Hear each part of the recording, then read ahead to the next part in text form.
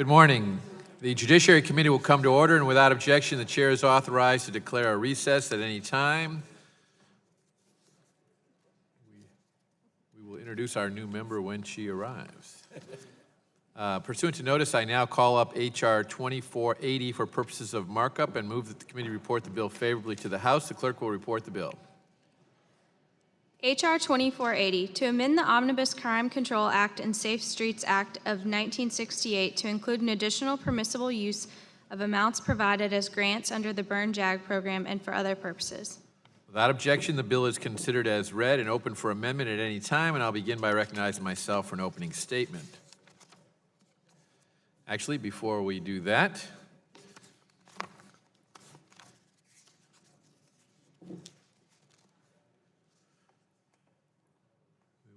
like to welcome, as she takes her seat, the newest member of the Judiciary Committee.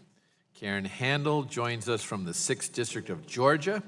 As Georgia's former Secretary of State, Karen has a distinguished background of public service. She also has significant private sector work experience. Her knowledge in all these areas will be of tremendous value to the work of our committee and the matters we are tackling this Congress, and I hope you'll all join me in welcoming Karen to the committee. Thank you, Mr. Chairman. And I'll turn to the ranking member. Welcome aboard. Thank you, sir. All right. Would the gentleman yield? Of course. I just want to say that Congresswoman Handel and I were in a leadership training program together as state legislators, and I got to know her well, and I think very highly of her. And she also has Maryland roots, and I think if I remember correctly, went to University of Maryland and Prince George's Community College. So I'm very happy to be serving with you on this committee. It is a real pleasure to see you again. Look forward to it. The chair thanks the gentleman, Thank you. and now we'll return to consideration of the bill. And I recognize myself for an opening statement. Yesterday, Secretary of State Rex Tillerson hosted the State Department ceremony to launch the 2017 Trafficking in Persons Report, the 17th installment of the report, which assesses government efforts around the world to combat human trafficking. Secretary Tillerson remarked that human trafficking is one of the most tragic human rights issues of our time. He went on to observe that the worst thing about trafficking is that it robs human beings of their freedom and dignity. Today, our committee marks up legislation to combat human trafficking by ensuring state and local law enforcement can pursue criminals who are buying trafficking victims. H.R. 2480, the Empowering Law Enforcement to Fight Sex Trafficking Demand Act, does this by adding anti-human trafficking efforts as an allowable use for funds under the Burn JAG program, the Justice Department's flagship grant program for state and local law enforcement. Every day, the men and women of American law enforcement use these funds to fight crime and protect the most vulnerable among us. It is entirely appropriate to allow JAG funds to be used to combat trafficking in persons. As part of any comprehensive approach in combating trafficking, law enforcement must address what many call the demand issue. That is, going after those who are buying sex from young victims off the street and very often off the internet. This is simple economics applied to a horrific crime. By deterring demand, we hope that traffickers will have fewer buyers and abandon that illegal activity. These demand reduction operations and programs are most often carried out at the local level, and it is important to ensure local governments have the tools they need to prevent this horrible crime. H.R. 2480 will help make that a reality. I want to thank Congresswoman Hartzler for introducing this legislation, and I urge my colleagues to support it. And it's now my pleasure to recognize the ranking member of the committee, the gentleman from Michigan, Mr. Conyers, for his opening statement. Thank you, Chairman Goodlatte. Top of the morning, members. H.R. 2480, the Empowerment Law Enforcement to Fight Sex Trafficking Demand Act, would amend the Omnibus Crime Control and Safe Streets Act of 1968 to add an additional purpose area for the use of funds from the Edward Byrne Memorial Justice Assistant Grant Program, or what is known as the Burn JAG Grant Program. The bill is intended to clarify that state and local jurisdictions may use JAG grant program funds to combat human trafficking, including initiatives to reduce the demand for trafficked persons, namely the buyers driving the demand for such crimes. Without question, the epidemic of the abhorrent practices of sex trafficking is growing, which makes the need for consideration of all measures to help law enforcement prevent these crimes from occurring is even more imperative. This escalating epidemic can be seen nationwide, including in my home state of Michigan. In fact, data from the National Human Trafficking Hotline show that reports of human trafficking cases have more than tripled in Michigan from 69 reported cases in 2012 to 246 reported cases in 2016. With sex trafficking accounting for more than 75% of all human trafficking cases reported.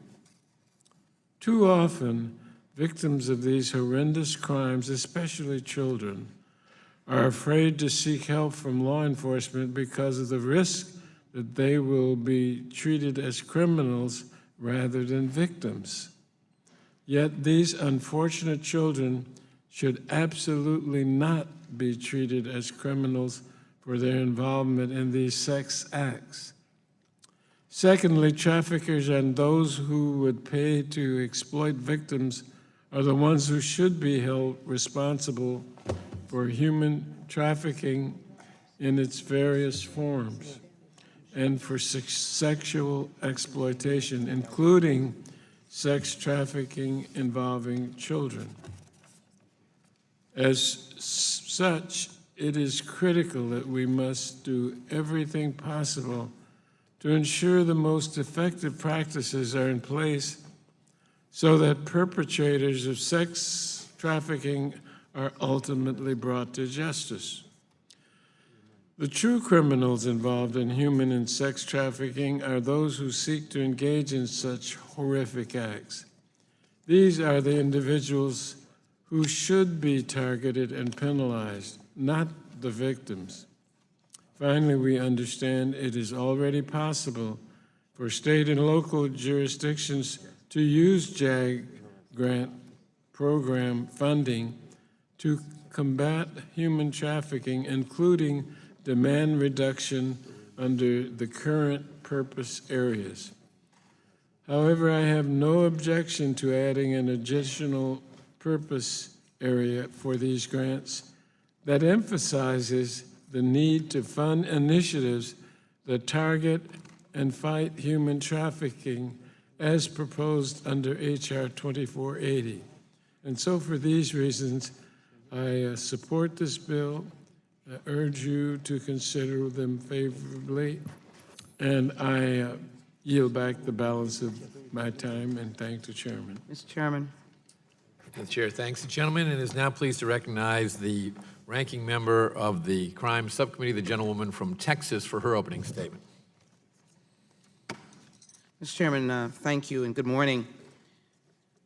I am delighted to join my colleagues and the chairman and ranking member on an issue that many members have been working on this committee, and I take note of a number of members, particularly my colleague from Texas, who's been working on human trafficking and sex trafficking, Judge Poe, along with my seatmate neighbor, Laughlin, and myself, as a member of the Judiciary Committee and as a member of Homeland Security. So I rise in support of 2480, pleased to be a co-sponsor of this bill, empowering law enforcement to fight sex trafficking demand act of 2017. We know that human trafficking and sex trafficking is still a scourge here in the United States and as well around the world. Sadly, sex trafficking is a modern-day form of slavery that occurs every day, almost in every state, including my state of Texas, which my own city has been called the epicenter of such trafficking. But thank goodness, I want to cite my mayors, previous mayor and the present mayor, who've been working very hard with law enforcement and those who will intervene to stop this scourge of sex trafficking, particularly the plight that it puts young girls in and young boys. Following California, Texas is the second largest hub for human trafficking, with a disturbing increase in cases. The National Human Trafficking Hotline found that in 2015 there were 330 human trafficking cases and a spike of 670 at the end of 2016 in Texas. Of those 670 cases, 473 were sex trafficking and 31 were sex and labor. I personally went to one of those thatch houses and the conditions were horrid. The conditions were dangerous and life-threatening. My congressional district of Houston has the highest number of human trafficking victims nationwide due to its proximity to the border and its urban focus. A few years ago, we convened the first congressional hearing on human trafficking through the Homeland Security Committee and listened to a number of law enforcement, including Kathy Griffin, who has managed to take both prostitutes and traffic victims off of the streets. If the chairman and ranking member might remember, when we went to the Harris County Jail as part of the police working group, we met individuals whose lives had been intervened in, although they were incarcerated, who had been sex trafficked, human trafficked, and were so grateful that they were in this program that they could restore their lives and say no to human traffickers and to the life that would lead them to be a sex slave. Of the 1,000 calls made into the hotline last year, 76% involved some sort of sex trade. This alarming epidemic will continue to flourish so long as there are substantial monetary gains for traffickers in our cities across the United States. Many of these traffickers are using brothels staged as cantinas and domestic work within the hotel industry to expand their practice and finance their illegal enterprise. We must dismantle these illegal activities by allowing law enforcement to fight the demand offered in these various hotspots and rescue these innocent victims forced into sex, labor, and oftentimes charged of crimes that become difficult to erase from their records, and they are innocent. In many instances, the victims are innocent. Traffickers are bringing sex victims across the board and reducing them to a commodity that can be bought and sold in an open market. Distinctive from individuals coming and fleeing for their life, there are those who are specifically brought for the purposes of sex trafficking, which is really a constructive victimization of which we, as members of this committee, can fight in a bipartisan manner. And Houston has become one of those markets with its access to the I-10 highway corridor that serves as a gateway for the traffickers to disperse victims throughout the country. Therefore, the Empowering Law Enforcement to Fight Sex Trafficking Demand Act and stand in the gap to help us and help local communities continue their fight. And I want to express my appreciation to the City of Houston, the nonprofit, NGOs, and individuals who have been working strongly, our Chief of Police, Sheriff, to thwart this dastardly act and victimization. So I strongly stand against sex trafficking and support this bill to empower law enforcement to fight the demand, and would clearly want to acknowledge an article that I'd like to put in the record that is inside Houston's Sex Slave, is the article by Tom Patterson, and ask unanimous consent to put this into the record. Ask unanimous consent to put this into the record, Mr. Chairman. Without objection, it will be made part of the record. And I just conclude by saying this opening sentence. Esperanza was waiting for her cousins outside her high school in Mexico one day when a strange man drove up in a car, forced her inside, and sped away. At that moment, Esperanza had, in effect, become a sex slave. It goes on to say that she was beat and raped. This is the horror of being a sex slave. And this is the importance of continuing legislation to stop these dastardly acts. With that, I yield back. Chair thanks the gentlewoman. Are there any amendments to H.R. 2480? For what purpose the gentleman from Georgia seek recognition? Move to strike the last Gentleman word. is recognized for 5 minutes. Thank you, Mr. Speaker. I rise in support of H.R. 2480, which is the Empowering Law Enforcement to Fight Sex Trafficking Demand Act. H.R. 2480 increases money for the Burn Jag grant program to permit the use of funds under that program to combat sex trafficking. While I will support this bill in the committee, I would note that I'm not entirely sure that we need another bill for this purpose, as the program already permits the use of funds for that purpose. I would like to talk about a glaring contrast, however, that this committee is creating by expanding the Burn Jag grant program here, while at the same time constricting its application elsewhere. Specifically, I'm talking about a pair of bills scheduled for a vote on the House floor this week. Talking about H.R. 3003, the No Sanctuary for Criminals Act, and H.R. 3004, Kate's Law. Municipalities across the country have taken a position that they will not let their police forces be deputized as deportation forces. Sanctuary cities are acutely aware of the problems and the circumstances confronting their municipalities, and they have concluded that they will limit their cooperation with the national government effort to enforce immigration law, actually to crack down on immigration law. These cities are being forced or would be forced to become immigration enforcers while at the same time taking their attention away from important local issues such as fighting sex trafficking, fighting drug use, fighting burglaries and armed robberies, and instead divert them into becoming federal immigration deportation deputies. That's pretty senseless.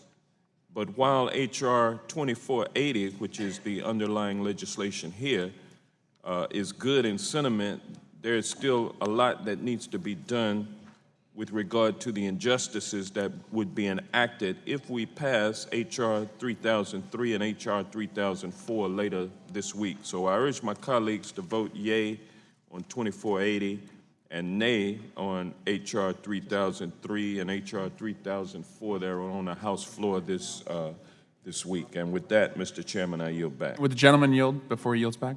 I will.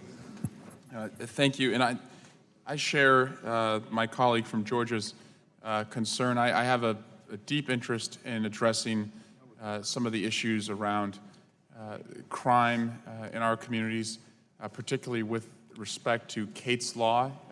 The Steinle family is a family I grew up with, I knew very well, and I'm disappointed that we're not going through the markup process here, because I do believe that it addresses issues that people in the community are understandably concerned about, but there are a number of issues that I think are unintended that could come about if not addressed. And so I was hopeful that perhaps the chair could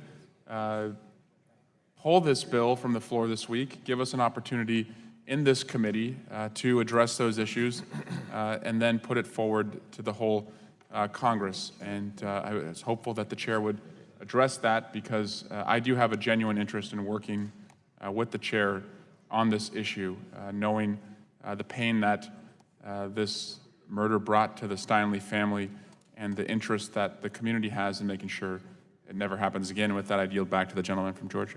I yield back. Are there any amendments to H.R. 2480?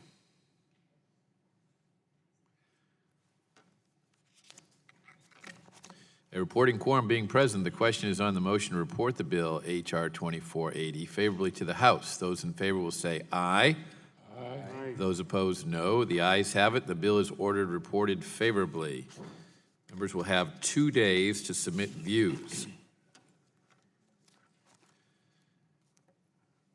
The Judiciary Committee will resume consideration of H.R. 2826, the Refugee Program Integrity Restoration Act of 2017.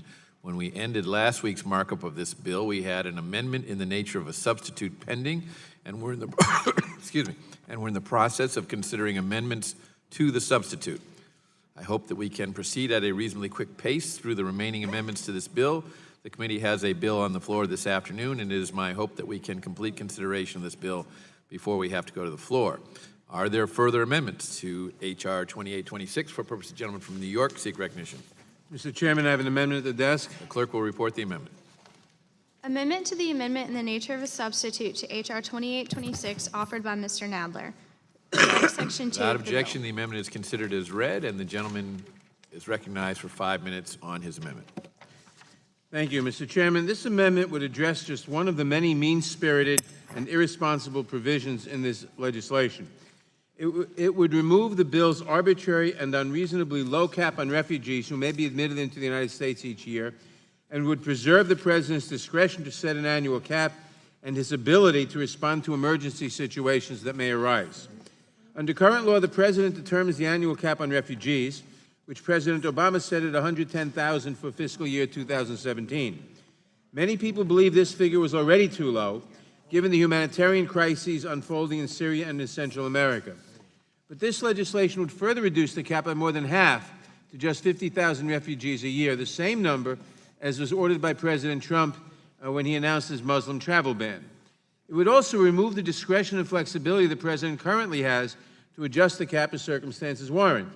It would fix into law the 50,000 person cap regardless of international events, regardless of any crises that may occur, and would allow the President merely to recommend an increase to Congress, provided that recommendation is made at least 6 months before the start of a fiscal year. Should an emergency refugee situation arise, current law provides the President flexibility to respond to the crisis. But under this legislation, even if there is an emergency, the President's hands would be tied, and he or she could only recommend an increase to Congress without needing to wait the 6 months otherwise required. There is no guarantee under the bill that Congress will even act on the President's recommendations, whether for an emergency or in setting an annual cap. Waiting for a bitterly divided and hopelessly gridlocked Congress to act is essentially a guarantee that this arbitrary and unreasonably low cap will stay in law for a long, long time. My amendment would strike these harsh and unnecessary provisions from the bill and would retain the current law. The United States has always been and should always be a place of refuge.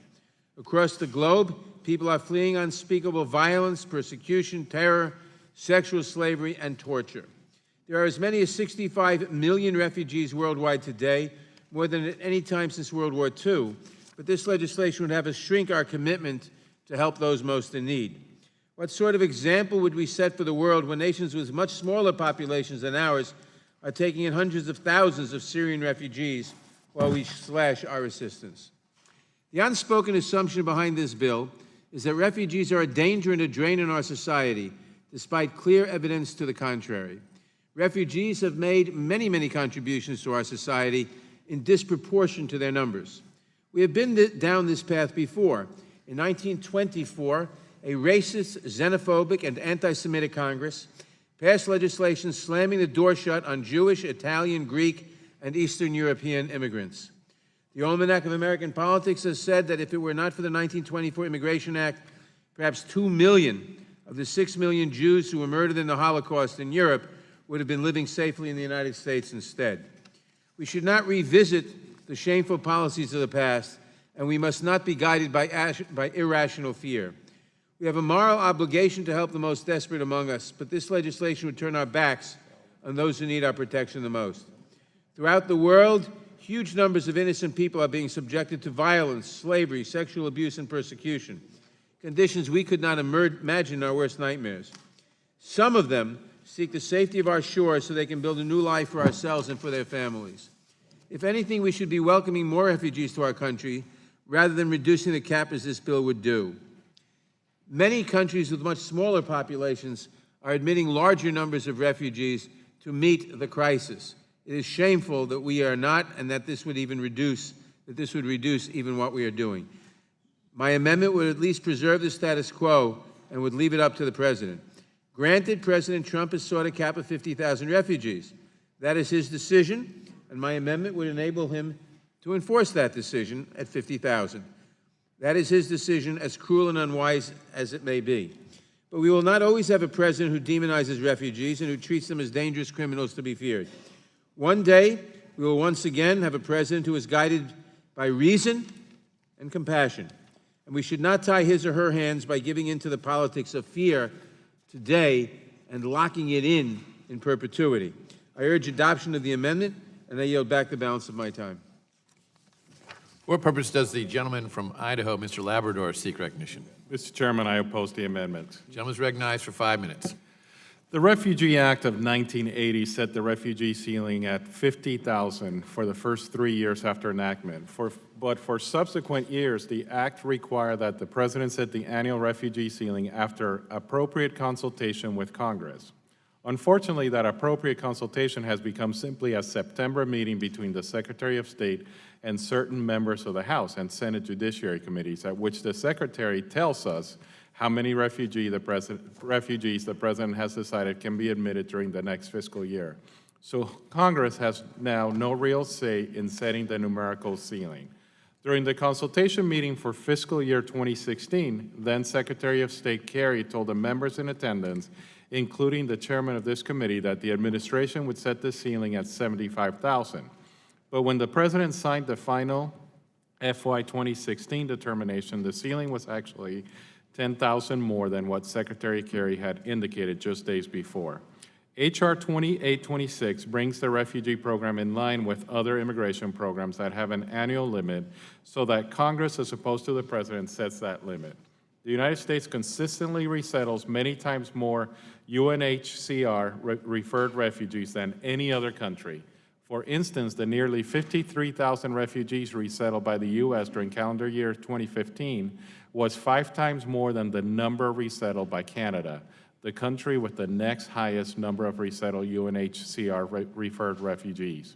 Some of my colleagues have called on the U.S. to admit as many as 200,000 per fiscal year, and others have called for a moratorium on refugee resettlement. H.R. 2826 takes a middle-of-the-road approach, setting the annual refugee ceiling at 50,000 and calling on the president to make a recommendation to increase the number if he sees fit. Congress can then choose to act on that recommendation. Congress created the refugee program and should have all responsibility for setting the number that can be admitted each year. A 6-month lead time on the presidential recommendation is not problematic. Normally, the president submits his budget to Congress in early February, in which funding is requested for a certain number of refugee resettlement for the next fiscal year. And for this reason, I oppose this amendment, and I yield back. The chair thanks the gentleman. For purpose of the gentlewoman from California, seek recognition. Strike the last word. Gentlewoman's recognized for 5 minutes. I would like to speak in favor of Mr. Nadler's amendment. We jealously guard our legislative authority as a Congress, but there are times when we should recognize the need for executive authority, and this is one of them. The refugee program responds to events that are prevalent in the world that can change rapidly. They change at a pace that is quite different than the legislative pace. I would note that when Saigon fell in April of 1975, thousands, hundreds of thousands of Vietnamese who fought against communism fled Vietnam in boats in any way that they could. And at one point, the United States was resettling refugees from Vietnam at a pace of 10,000 a month or more. That was something that was not predicted, and yet it was the right thing for us to do. And had this bill been law, we would not really have been able to respond the way that we did. That was the right way. So I do think that even though I often disagree with President Trump, I do think that having this decision-making in the executive branch with consultation of the Congress is the preferred method, and therefore I think Mr. Nadler's amendment is a sensible one and ought to be supported. Obviously, this is not, in support of President Trump, because I have many disagreements with President Trump. It's really about the structure of the executive branch versus the legislative branch and what is likelier to yield a result that is tuned to the times and able to be agile in responding to world events. So I thank Mr. Nadler for his amendment, and I hope that we could support it on a bipartisan basis, especially considering that the delegation at this point would be to a Republican president with whom most of us on this side of the aisle disagree. And with that, I would be happy to yield back, Mr. Chairman. Mr. Chairman, Of course, the gentleman from Texas seek recognition. I'd like to strike the last word. Was recognized for 5 minutes. Thank you. Just a few steps away from this room, Ambassador Haley is testifying before the Foreign Affairs Committee. And I would ask the gentleman in a rhetorical manner whether or not anyone in this committee has consulted with the ambassador to the United Nations, who has to sit every day with her international colleagues and put a face on America that is of strength, is of extreme integrity, excessive integrity and honesty, and leadership, of which, among many other traits, democratic ideals, mercy, we are known for around the world. I wonder if anybody has consulted with Ambassador Haley, who is now just a few steps away. I rise to support the gentleman's amendment because I dare say he might not have consulted, but he might have understood the relevance of the opportunity for an assessment to be made on the issue of refugees.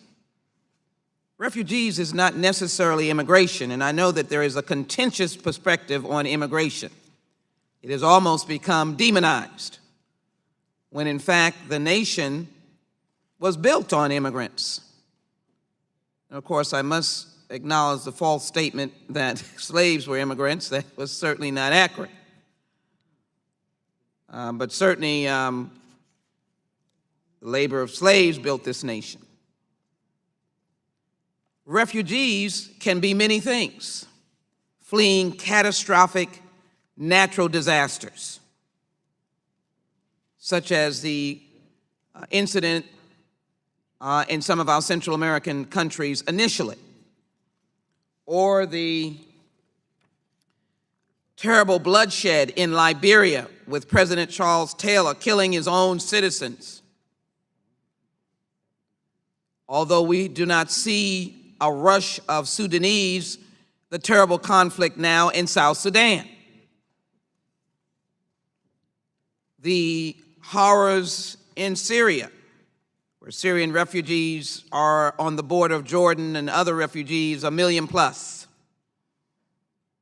The refugee crisis in Europe, coming through Greece and other places.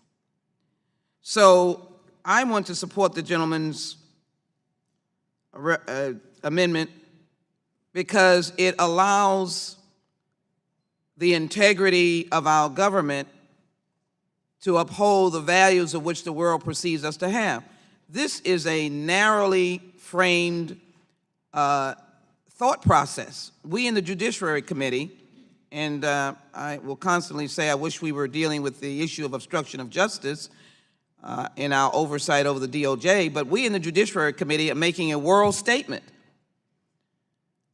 We're making a foreign policy statement because we're equating refugees to immigrants. Get these bad guys out of here. I don't think that is our direction to make a foreign policy statement about what country will be in a devastating situation, bloodshed in the streets, fleeing wars, our allies, and we have a standard lowering the annual refugee cap without knowing the catastrophic incidences that may occur in 2019 or 2020. So I ask my colleagues to take their head out of the concept of getting rid of the bad guys, the immigrants, and put their head back in the overall world position that America has and the signal that this will send and resound across the world. These guys in 2017 are putting their hand behind their back and their head in the sand and never looking up. I implore my colleagues that this is really a worthy amendment of the gentleman, and I'd ask my colleagues to vote for the Nadler amendment. I yield back. Question occurs on the amendment Mr. offered Chairman. by the Chairman. gentleman from Georgia seek recognition. Move to strike the last word. Recognized for 5 minutes. I yield to the gentleman from New York. Thank the gentleman for yielding. I want to make 3 points. Number one, the gentleman from Idaho referred to Canada as taking the next largest number of refugees. Canada's population is about 11% of ours. And assuming the gentleman's statistic is correct, they're taking twice as many per capita as we are. Many European countries are taking much more. And I want to say also, the number, you can debate, obviously, the number of immigrants we should be taking in this country, but the number of refugees is a different question. The number of refugees that we should be taking depends on what's happening abroad, how many people are fleeing catastrophe, and we should do our fair share. Secondly, we have to retain the flexibility which current law allows because we don't know what's going to happen. And maybe one year it can be below 50,000, but another it should be 200,000, depending on what's happening, how desperate people, how many desperate people there are. Now, if the gentleman were saying that, well, we have ceded too much power to the president, if he would propose that the president should name the number, but Congress should have an ability to veto it afterwards or something, that might be more rational than saying that Congress should have to legislate a number different than 50,000, because you know how difficult it is to legislate anything. And 50,000 will be it for every year, no matter what, unless Congress acts, and Congress is unlikely to act on any particular thing anytime. And number three, I am very sensitive, as the gentleman is, to congressional prerogatives, but we're looking at the wrong prerogative. If we're really concerned about maintaining constitutional prerogatives in the Constitution, why aren't we saying to President Trump, hey, you can say what you want about Syria, but we're not at war with Syria, and you can't attack Syria, no matter what they do, without prior congressional approval. And the same with North Korea. And we should have said the same to President Obama with respect to Libya several years ago. That is a much more important, a much more consequential abdication of congressional responsibility to the president, much more consequential. I mean, when the president makes a statement that we know they're going to do chemical weapons, chemical attack, and maybe they are, and they better not, or else. What does or else mean? He's threatening a military response, and maybe we should, but that's our decision, not his. And the same before he launched those missiles at Syria, a few months ago, and when he makes a threat against North Korea, the congressional prerogative to decide on war and peace is something we have let slip, and that's a heck of a lot more consequential to this country than whether we admit 50,000 or 75,000 or 100,000 refugees in a given situation. That's where we should retain flexibility to respond to exigencies and emergencies abroad which may generate refugees or not, depending. And you could argue that we should have a congressional veto over a president who acts in a way that we don't approve of, but to say that it will be 50,000, and why not say 100,000? To pick an arbitrary number, a low number at that, but an arbitrary number, and say it's going to stay that way until Congress acts by the full legislative route, which you know how difficult that is, that's not a way to respond to an emergency abroad. So I, again, urge the amendment, and I thank the gentleman from Georgia for yielding, and I yield back to him. Does the gentleman yield back? With that, I yield back. Question occurs on the amendment offered by the gentleman from New York, All those in favor respond by saying aye. Aye. Those opposed, no. Being the chair, the noes have it. The amendment is not agreed to. Roll call vote, please. Record vote is requested, and the clerk will call the roll. Mr. Goodlatte? Aye. No, I vote no, sorry. Mr. Goodlatte votes no. Mr. Sensenbrenner? Mr. Sensenbrenner votes no. Mr. Smith? Mr. Smith votes no. Mr. Shabbat? Mr. Issa? Mr. King? Mr. King votes no. Mr. Franks? Mr. Gomert? Mr. Gomert votes no. Mr. Jordan? Mr. Jordan votes no. Mr. Poe? Mr. Marino? Mr. Marino votes no. Mr. Gowdy? Mr. Gowdy votes no. Mr. Labrador? Mr. Labrador votes no. Mr. Farenthold? Mr. Collins? Mr. Collins votes no. Mr. DeSantis? Mr. Buck? Mr. Ratcliffe? Mr. Ratcliffe votes no. Ms. Roby? Mr. Gates? Mr. Johnson of Louisiana? Mr. Biggs? Mr. Biggs votes no. Mr. Rutherford? Mr. Rutherford votes no. Ms. Handel? Ms. Handel votes no. Mr. Conyers? Mr. Conyers votes aye. Mr. Nadler? Mr. Nadler votes aye. Ms. Lofgren? Ms. Lofgren votes aye. Ms. Jackson Lee? Ms. Jackson Lee votes aye. Mr. Cohen? Mr. Cohen votes aye. Mr. Johnson of Georgia? Mr. Johnson votes aye. Mr. Deutsch? Mr. Gutierrez? Ms. Bass? Mr. Richmond? Mr. Richmond votes aye. Mr. Jeffries? Mr. Cicilline? Mr. Cicilline votes aye. Mr. Swalwell? Mr. Swalwell votes aye. Mr. Liu? Mr. Raskin? Mr. Raskin votes aye. Ms. Jayapal? Ms. Jayapal votes aye. Mr. Snyder? Mr. Snyder votes aye.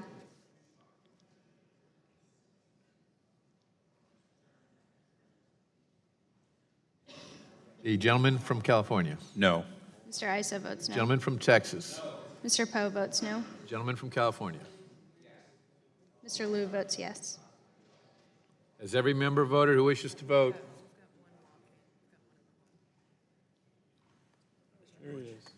Gentleman from Florida. Mr. Deutsch votes aye. Clerk will report.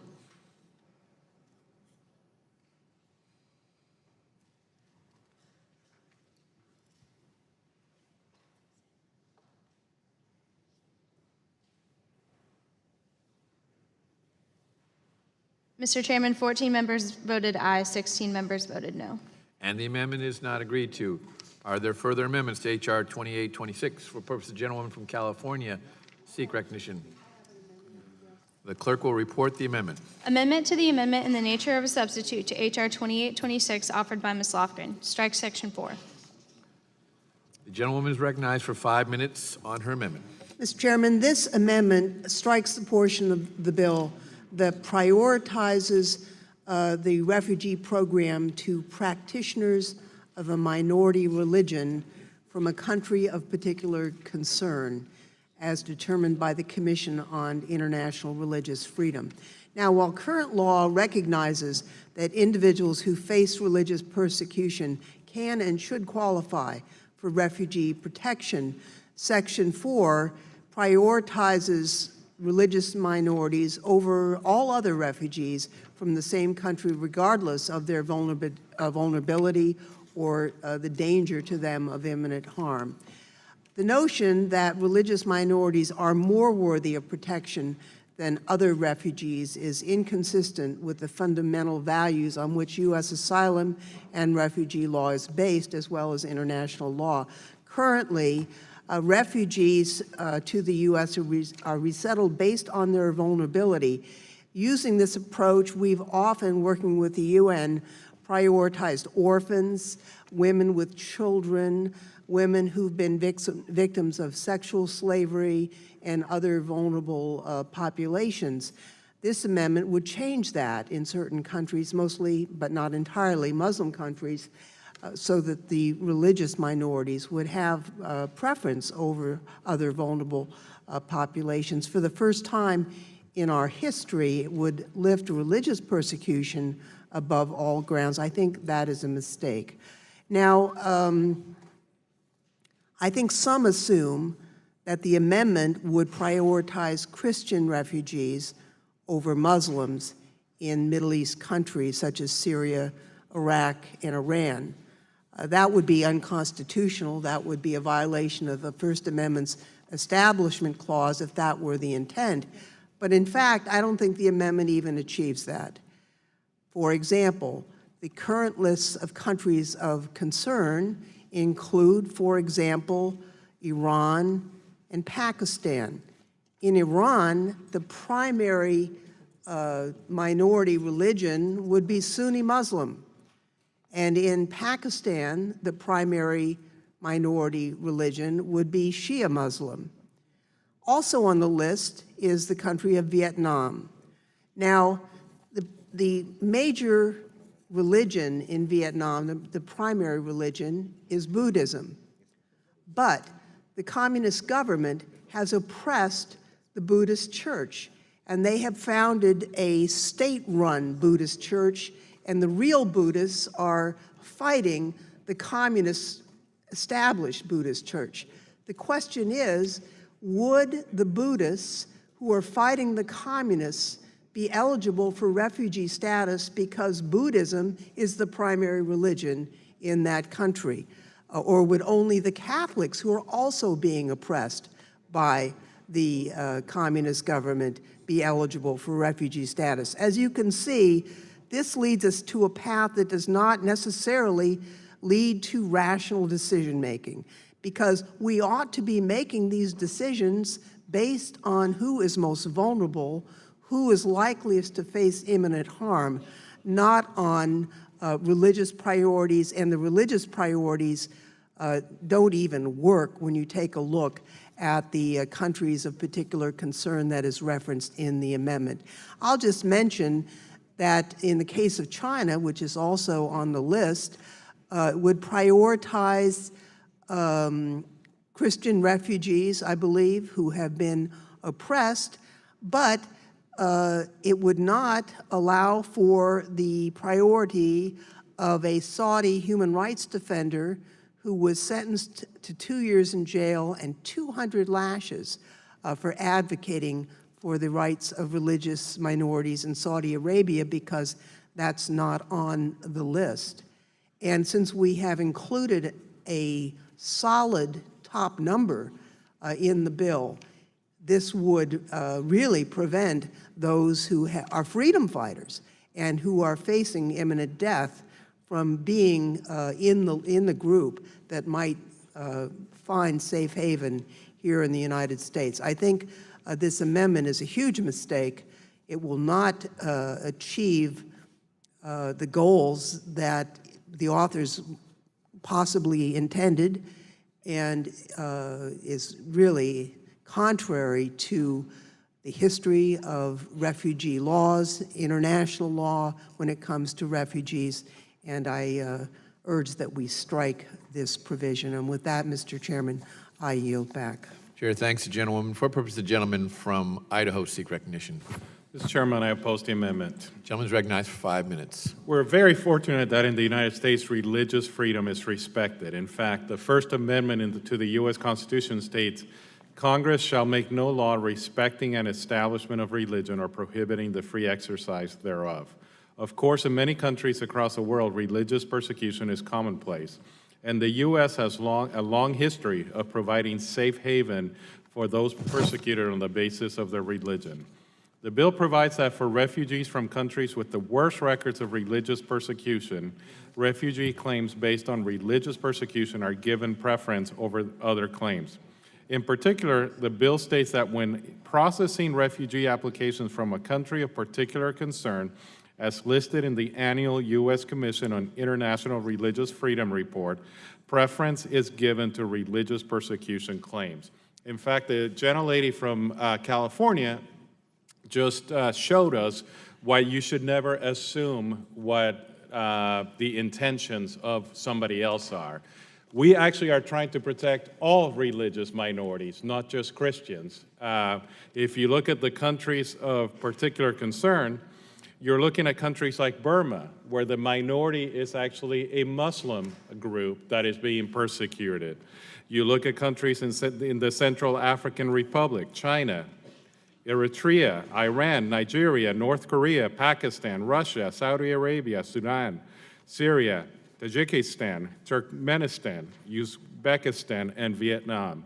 In many of these countries, it's actually non-Christian minority groups that need to be protected. So our intent has always been to protect religious minorities. I know the other side likes to ascribe motives to us that are usually not correct and very inaccurate, but this is the perfect example where we can show that their beliefs about our intent are false. We're actually trying to protect the religious minorities of the world. That's what the refugee law is supposed to do, and I think that this is very appropriate. No specific religion is singled out by this bill, so members of whichever religion is persecuted in the country, whether they be Christian, Jewish, Muslim, or other, will be eligible to take advantage of the preference provided by the bill. And with that, I think this amendment should be opposed, and I yield back. Mr. Chairman. For what purpose does the gentleman from Louisiana seek recognition? I was going to speak in favor of the amendment and yield the balance of my time to Gentleman's recognized for Ms. 5 Lofgren. Thank you. I appreciate that very much. I, in my remarks, certainly didn't indicate that the gentleman from Idaho had intended to preference Christian refugees, although I think some in the Congress do hope for that, and they've told me that. But here's what the bill would do. Let's take Pakistan, for example. They have a very severe system where if you are accused of blasphemy, you can be killed on that basis.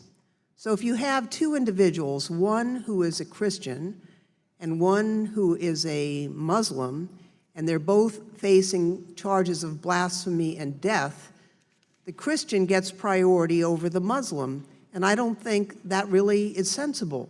The point is that they are facing death for the expression of a belief, a religious belief, and the fact that one is a prevalent religion and the other is not, really is not a material fact. I also would note that many, as I mentioned in the case of Vietnam, but it's not only Vietnam, you've got people who are in predominant religion groups who are viciously oppressed. In the case of Vietnam, the Buddhist church has been hounded. We've had Buddhist priests arrested. We've had not only house arrests, but beatings. The Waho Buddhists have been oppressed, and they're the majority. So I don't think that the change to elevate a minority religion victim over all others really meets the criteria of the freedom agenda that is really behind our American refugee law, and for that matter, the refugee law of the world.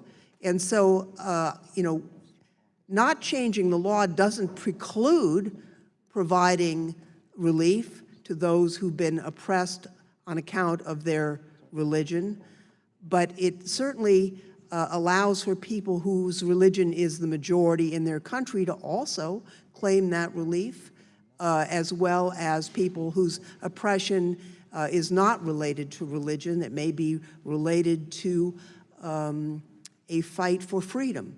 As example, we've seen in certain countries also listed where people have spoken out against corruption in China or in Burma against the unbelievably brutal military regime where they have stood up for democracy and for freedom. I think the elevation of this is misguided, but I also believe it doesn't even promote religious freedom because it is based only on which religion has the most people in a given country, which is really not the measure of how you evaluate religious oppression. So I think the bill is a confused mess, frankly, and that we would be much better off deleting this section and going with current law. And with that, I would be happy to yield to the gentleman if the gentleman from Louisiana is game, to the gentleman from Maryland. Thank you very much. And I want to thank the gentleman from California for introducing this essential amendment. In addition to the problems of ambiguity and indeterminacy that the offer of the amendment advises about, I think that there's a fundamental constitutional problem with the way this is written, and I don't know whether the author of this language is still with us, but it prioritizes in the refugee program practitioners of a minority religion, and presumably that would be within any category of people seeking refugee status, whether it's religious refugee status, political refugee status, and so on. So if you think about it, even if you added practitioners of a minority or a majority religion, it is privileging practitioners of religion over people who are not practicing religion. So it privileges religionists, or the devout or the faithful, over secularists or people who are non-religious. And I think that's unconstitutional. There are lots of Supreme Court precedents which say that the government can neither privilege one particular religious sect over others, nor can it privilege religion over non-religion. So this is in direct contradiction of the Establishment Clause of the United States. Now, even if you were somehow to clean up that language, which I think you could if you wanted to say that we privilege victims of religious persecution, whether they are religious or secular in nature, you could clean that up. The problem there then goes to an underlying question of political morality in our Constitution and in the origins of our republic. Tom Paine said that America was founded as a haven of refuge for people fleeing religious and political persecution. And what this does is it plucks out those people who are the victims of religious persecution over those who are victims of political persecution. And I'm not sure we want to do that. Oh, I'm sorry, I'll yield back and seek recognition if I could, Mr. Chairman. What purpose the gentleman from Rhode Island seek recognition? Move to strike the last word. Gentleman's recognized for 5 minutes. Anxious to hear the balance of the gentleman from Maryland's historic and important discussion, so I'll yield to Mr. Raskin. Thank you very much, Mr. Cicilline. Again, the founders thought that America would be defined as a place where refugees from religious persecution and political persecution would find a safe haven. And you can find that in the writings of John Adams, in James Madison, in Tom Paine. And they put religious persecution and political persecution on the same plane. So even if you were to clean up what I think is the blatantly unconstitutional language that's presently in the bill, and you made it victims of religious persecution over victims of political persecution, I still think it's the wrong move. It could probably pass constitutional muster. I'm not sure, I'd have to think about it, but it's the wrong move. Take Saudi Arabia, for example, where there are people who are in prison today for having practiced blasphemy in the eyes of the law.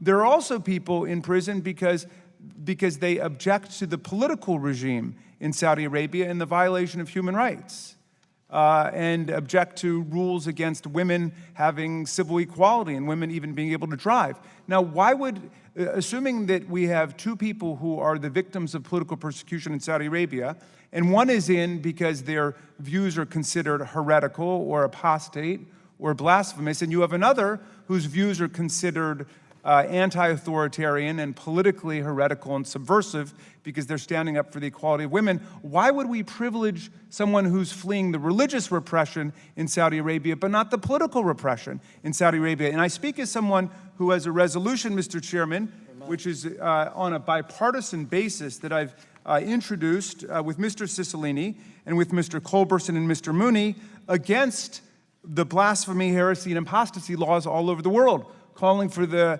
repeal of those laws and calling for making it a central part of American foreign policy that we get those religious offenses, which in some countries include sorcery and witchcraft, repealed and taken off of the books. But having said that, I don't see how, consistent with the political morality of our founders and the ethics of our country, we would privilege the victims of religious persecution over the victims of political persecution. So I strongly urge passage of the Lofgren Amendment in order, if nothing else, to make the legislation constitutional. But this phrase is a sitting duck for a First Amendment lawsuit. It will lead to the invalidation of that provision. And I think that we should clean it up and rethink the whole enterprise of somehow privileging victims of religious persecution over political persecution. And with that, I would gladly yield back to my good friend from Rhode Island. I thank the gentleman for that really helpful explanation and strongly support the Lofgren Amendment that I think cures not only an unconstitutional provision of this bill, but also undermines the important founding principles of this country. And I thank the gentlelady from California for offering it, and I yield back. Well, the question occurs on the amendment offered by the gentlewoman from California. All those in favor respond by saying aye. Aye. Those opposed, no. No. Opinion of the chair, the noes have it. The May I amendment is have a not agreed to. recorded vote, Mr. Recorded vote is Chairman? requested, and the clerk will call the roll. Mr. Goodlatte? No. Mr. Goodlatte votes no. Mr. Sensenbrenner? Mr. Sensenbrenner votes no. Mr. Smith? Mr. Shabbat? Mr. Issa? Mr. King? Mr. King votes no. Mr. Franks? Mr. Gomert? Mr. Gomert votes no. Mr. Jordan? Mr. Poe? Mr. Marino? Mr. Marino votes no. Mr. Gowdy? Mr. Gowdy votes no. Mr. Labrador? Mr. Labrador votes no. Mr. Farenthold? Mr. Collins? Mr. Collins votes no. Mr. DeSantis? Mr. Buck? Mr. Buck votes no. Mr. Ratcliffe? Mr. Ratcliffe votes no. Ms. Roby? Mr. Gates? Mr. Johnson of Louisiana? Mr. Biggs? Mr. Biggs votes no. Mr. Rutherford? Ms. Handel? Ms. Handel votes no. Mr. Conyers? Mr. Conyers votes aye. Mr. Nadler? Mr. Nadler votes aye. Ms. Lofgren? Ms. Lofgren votes aye. Ms. Jackson Lee? Ms. Jackson Lee votes aye. Mr. Cohen? Mr. Johnson of Georgia? Mr. Johnson votes aye. Mr. Deutsch? Mr. Deutsch votes aye. Mr. Gutierrez? Ms. Bass? Mr. Richmond? Mr. Richmond votes aye. Mr. Jeffries? Mr. Cicilline? Mr. Cicilline votes aye. Mr. Swalwell? Mr. Swalwell votes aye. Mr. Liu? Mr. Raskin? Aye. Mr. Raskin votes aye. Ms. Jayapal? Ms. Jayapal votes aye. Mr. Snyder? Mr. Snyder votes aye. The gentlewoman from Alabama. Ms. Roby votes no. The gentleman from Texas. Mr. Gentleman from Farenthold Texas, Mr. Poe. Mr. Poe votes no. The gentleman from Florida, Mr. Rutherford. Mr. Rutherford votes no. Mr. Chairman, how am I recorded? The sponsor of the amendment is recorded as an aye.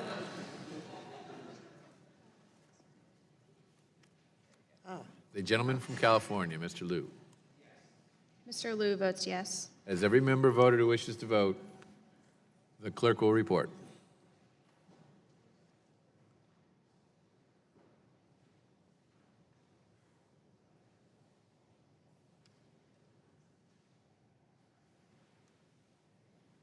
Mr. Chairman, 13 members voted aye, 16 members voted no.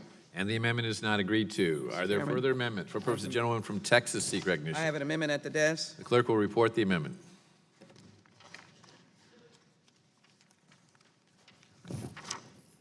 Amendment to the amendment in the nature of a substitute to H.R. 2826 offered by Ms. Jackson Lee. Page 11, Without after... objection, the amendment is considered as read, and the gentlewoman is recognized for 5 minutes on her amendment. Mr. Chairman, I'm happy to offer this amendment with myself and my wonderful co-sponsor, Mr. Snyder. I ask to strike the last word or to begin my discussion. Gentlewoman is recognized.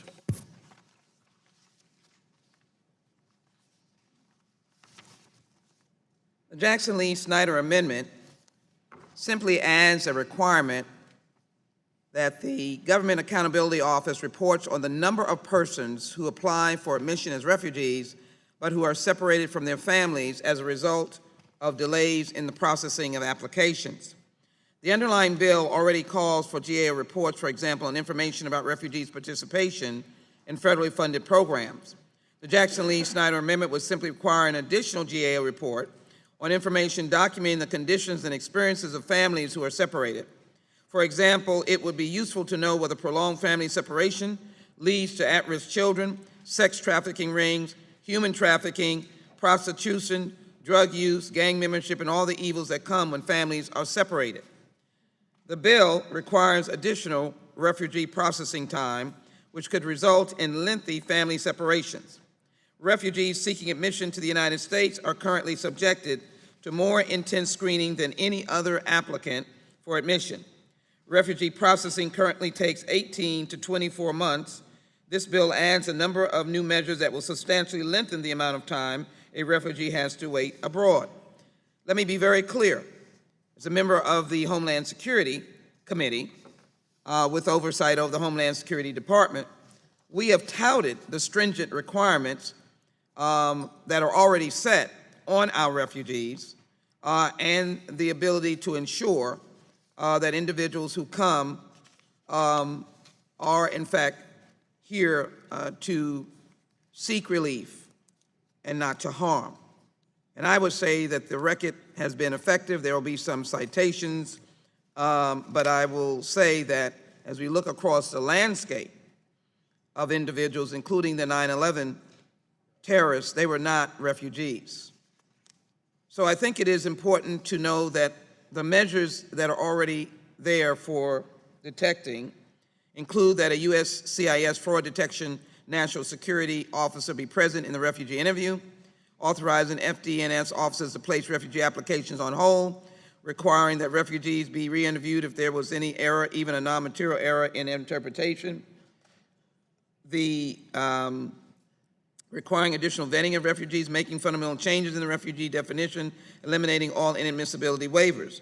The result of these extra burdensome measures is that refugee families could be separated because some members of a family, i.e. the wife and child, are approved more quickly, and others, the father or brother, are approved slowly or not at all. The result would be family separation, families possibly living in two complete continents apart.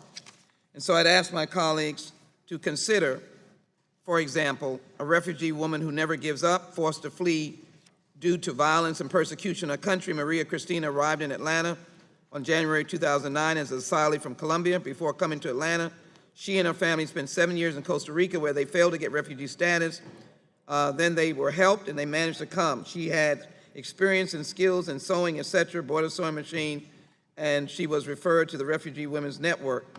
Constructively working and constructively being a part of the relief that we give to refugees, this is what we see mostly in refugee resettlement. And to have this stringent additions that may separate families, we need to assess by a GAO study to ensure what impact that would have. With that, I ask my colleagues to support the Jackson Lee Amendment, and I yield back. Where's the gentleman from Idaho seek recognition? Mr. Chairman, I oppose the amendment. Gentleman's recognized for 5 minutes. And I'll be very brief. I think the language in this amendment is very vague. I don't think it makes it clear what it's trying to accomplish.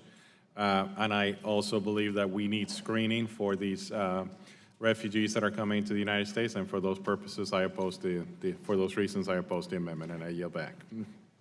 Mr. What Chairman, purpose does the gentleman from Illinois seek recognition? I seek to strike the last word. Gentleman is recognized for 5 minutes.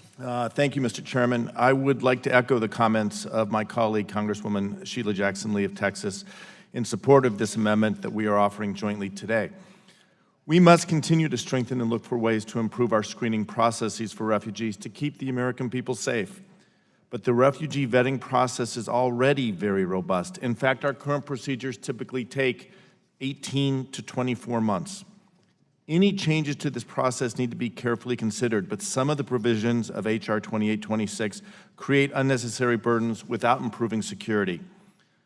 The likely practical result of these new rules will be more family separation. That is, situations where some members of a family, such as the mother and child, are approved for refugee status and entry into the United States, while other family members, such as a father or siblings, remain in legal limbo. This amendment would require the GAO to produce a report on the prevalence of these situations and the conditions and experiences of the families who are separated. I don't think there is any vagueness in this at all.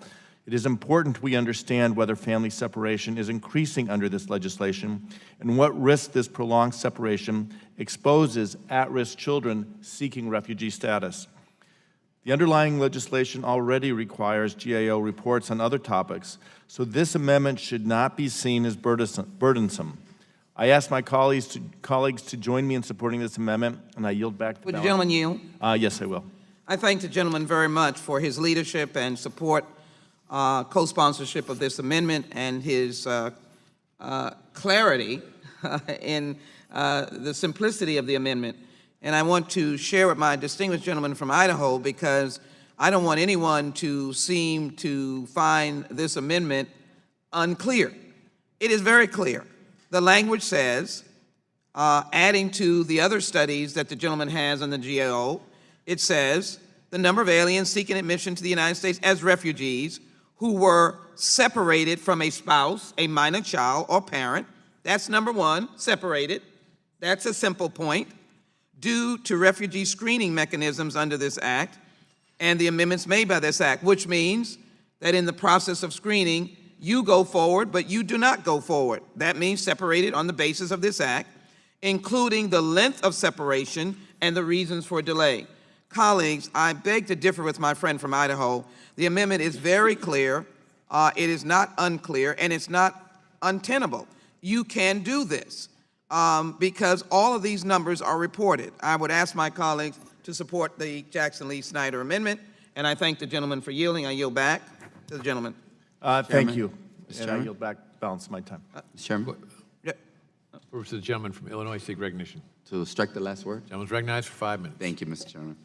Mr. Chairman, before we proceed, I just thought, number one, great amendment, Congressman Lee.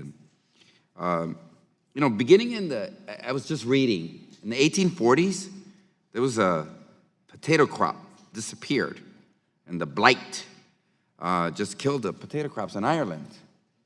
And the Irish people were left starving, literally starving. And of the 8 million people in Ireland, 3 to 4 million faced starvation. About 1 million of them died of disease. 2 million of them, 2 million of the 8 million, came to the United States of America. According to a recent article back in those days in the Irish Times, it said, panic had set in by the winter of 1846.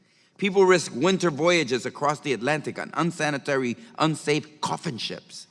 Of the nearly 100,000 who left for Canada in 1847, at least 30,000 were dead by the end of that year, perishing at sea and shortly thereafter. The article continues. People were placed in quarantine stations or held on board ships docked at ports. Refugees experienced violent and racist reactions in Liverpool, Glasgow, Edinburgh, Montreal, Boston, New York, Philadelphia.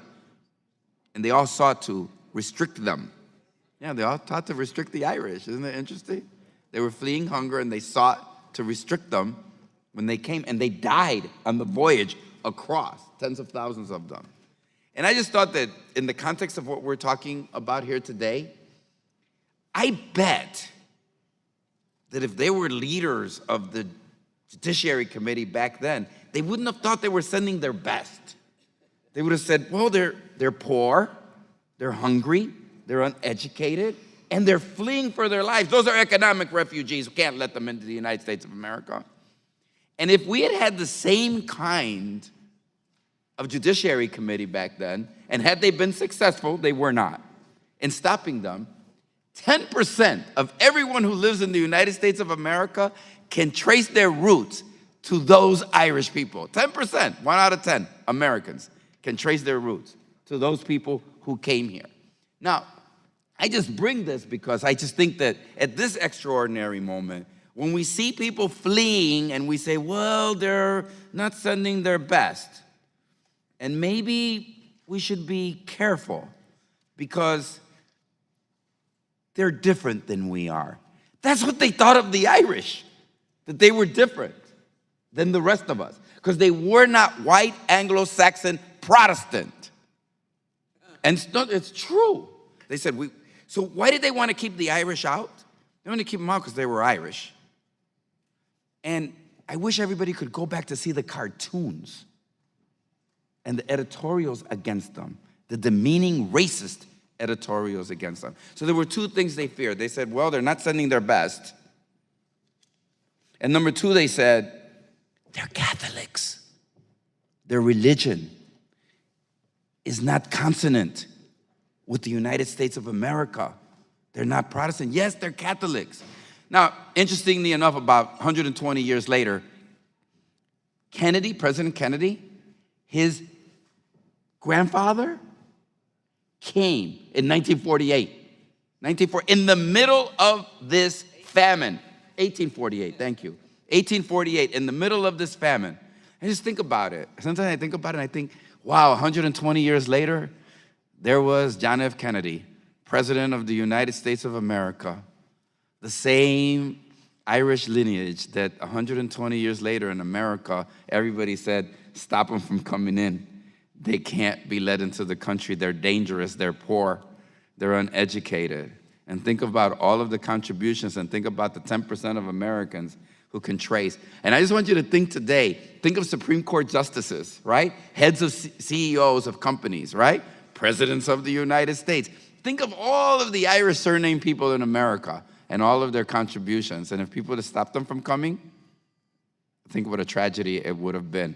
And they wanted to stop them from coming because they weren't their best. And number two, because of their religion. It sounds so familiar today. Let's stop and have a Muslim ban because of their religion and because of where they come from. Because somehow that's not consonant with America. They were wrong then about the Irish. Guess what? Let's not make the same mistake again and be wrong once again. Thank you, Mr. Chairman. Sure, I will.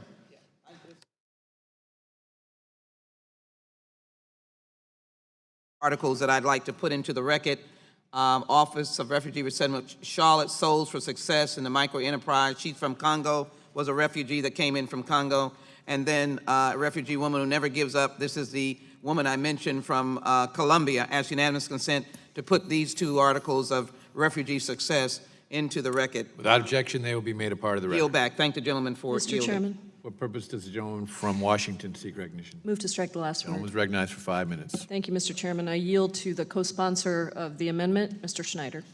Thank you for letting me have an extra moment. I just wanted to take the chance to remind my colleagues that as we have looked at this legislation and other legislation, the idea of having reporting, having good information to make better decisions is something we have talked quite a bit about. And other amendments, even though I may have had concerns about certain aspects of the amendments, in the effort and intent of getting better facts and better reports, I have continued to support those amendments. And I don't want to block any efforts to uncover facts or data. So I'd just like to urge my colleagues to support this amendment, which will do nothing more than give us better information to make better decisions. Would the gentleman yield? Yes. I very much think this amendment is worthwhile. I mean, it's always a good idea to know the impact of what we're doing so that we can be informed to do even better. So I appreciate Ms. Jackson-Lee and your sponsorship of this amendment. I also would like to note that there is vast opposition to this bill. And I would like to ask unanimous consent to put in the record statements from the following individuals and organizations in opposition to H.R. 2826, the Refugee Program Destruction Act, as we call it. One, a statement from the Cato Institute. a statement of Church World Services, a statement from 80 CEOs, former CEOs and business leaders, a statement from the International Rescue Committee, a statement from the National Immigration Law Center, a statement from OCA, the Asian Pacific American Advocates, a statement from the U.S. Conference of Catholic Bishops, a statement from the American Immigration Lawyers Association, a statement from the Global Jewish Advocacy Group, as well as a statement from the Employees Union of USCIS. And I think that would be a unanimous consent request, Mr. Without Chairman. objection, those documents have been made a part of the record. And I would yield back with thanks to the And I'll reclaim my time, Mr. Chairman, and just say thank you to the sponsors, co-sponsors of this amendment. I rise in strong support of it. I did want to say that part of the reason that all of these groups have submitted statements opposing this bill is because they understand that this bill, which I believe is a Refugee Program Destruction Act, represents an un-American assault on our country's bipartisan humanitarian record of welcoming those who are fleeing violence. And I did want to correct the record just in terms of something my colleague from Idaho said. In terms of refugees resettled per 1,000 in the population, so per capita, Canada leads, Norway is second, Liechtenstein is third, Australia is fourth, and the United States is fifth. So that's the per capita ranking of refugees. So of course, if you look at absolute numbers, that's one thing, but you have to look at per capita. And I also wanted to just say that I think it's disappointing, frankly, and distressing that this bill is somehow being put forward as a national security solution, because the Cato Institute has documented that on an annual basis, the odds of anyone being murdered by somebody born in America are 269 times higher than the odds of being killed in a terrorist incident by a refugee in the United States. So this goes counter to our national security interests. We have interests in other countries that require that we actually provide safe refuge and haven for those who are fighting alongside American troops in other countries, not to mention the humanitarian reasons at a time when, right now, Mr. Chairman, one person is being displaced every 3 seconds in the world. One person every 3 seconds. The United States has had a long record, bipartisan record. In my home state of Washington, it was a Republican governor, Dan Evans, who welcomed the Vietnamese refugees into our state, and that really helped set the precedent for Washington state to become one of the top refugee resettlement states in the country. We're proud of that on both sides of the aisle, and we are going to meet the 50,000 cap next week at a time when there is such turmoil in the world and such need for us to welcome refugees. And I think this amendment is, it's simple, it's clear, it's just asking for information. And in my view, information is always better for us to have so that we can craft better policy. And I urge my colleagues on both sides of the aisle to support this amendment. I yield back. Question occurs on the amendment offered by the gentlewoman from Texas. All those in favor respond by saying aye. Aye. Those opposed, no. No. Being the chair, the noes Chairman. have it. The amendment is not agreed to. Chairman. What purpose the gentlewoman from request Texas? a roll call vote. A recorded vote is requested, and the clerk will call the roll. Mr. Goodlatte? No. Mr. Goodlatte votes no. Mr. Sensenbrenner? Mr. Sensenbrenner votes no. Mr. Smith? Mr. Shabbat? Mr. Issa?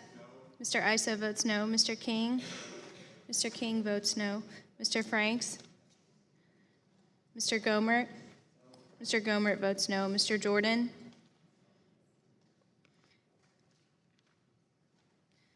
Mr. Poe? Mr. Marino?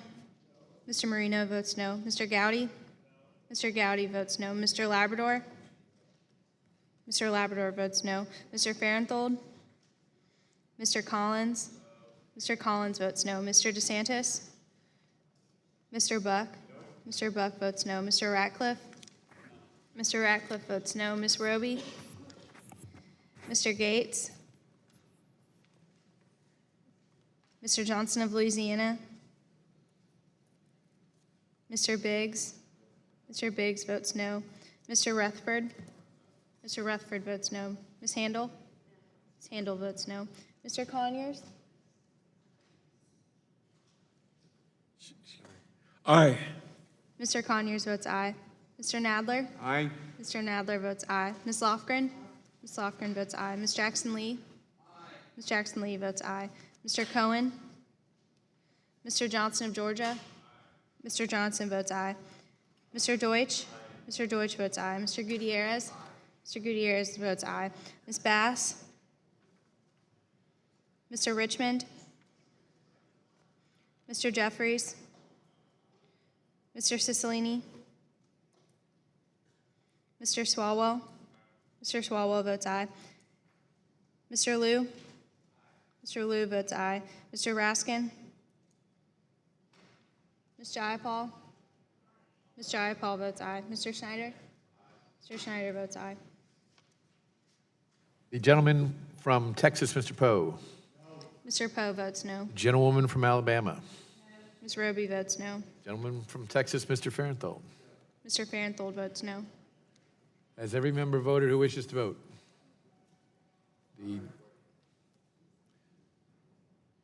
The gentleman from Illinois requests how he's recorded. Aye. Clerk will report.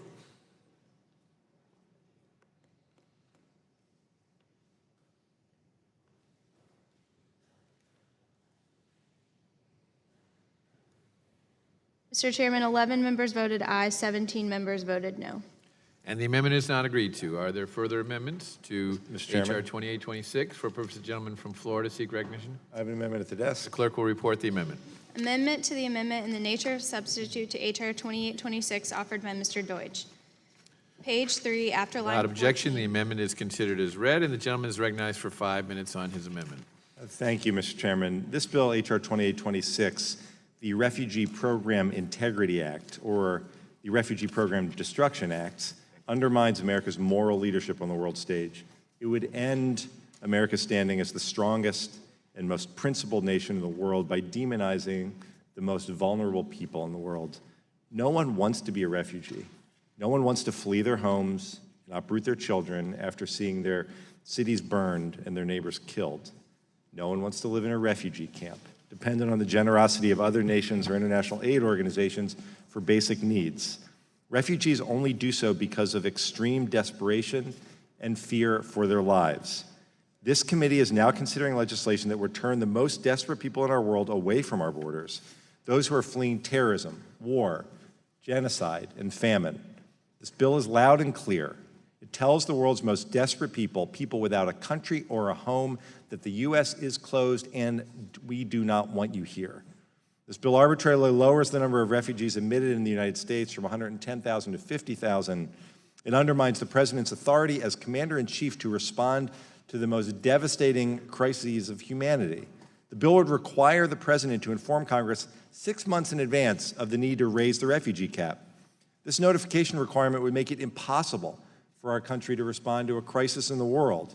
It would inject politics into responding to a humanitarian crisis. When a war, terrorism, or genocide strikes, 6 months is an eternity. And the bill would permit governors and local officials to close the borders of their states or cities to the most thoroughly vetted refugees in the world. State and local officials will be allowed to score political points by refusing humanitarian assistance to those in need. This bill dispels our nation's moral leadership in the world. It plays politics with people's lives. Our committee should be ashamed to consider such hateful and harmful legislation, for if this bill were enacted into law, which I hope it never is, people will die, children will die, because we closed our nation to the most vulnerable people in the world.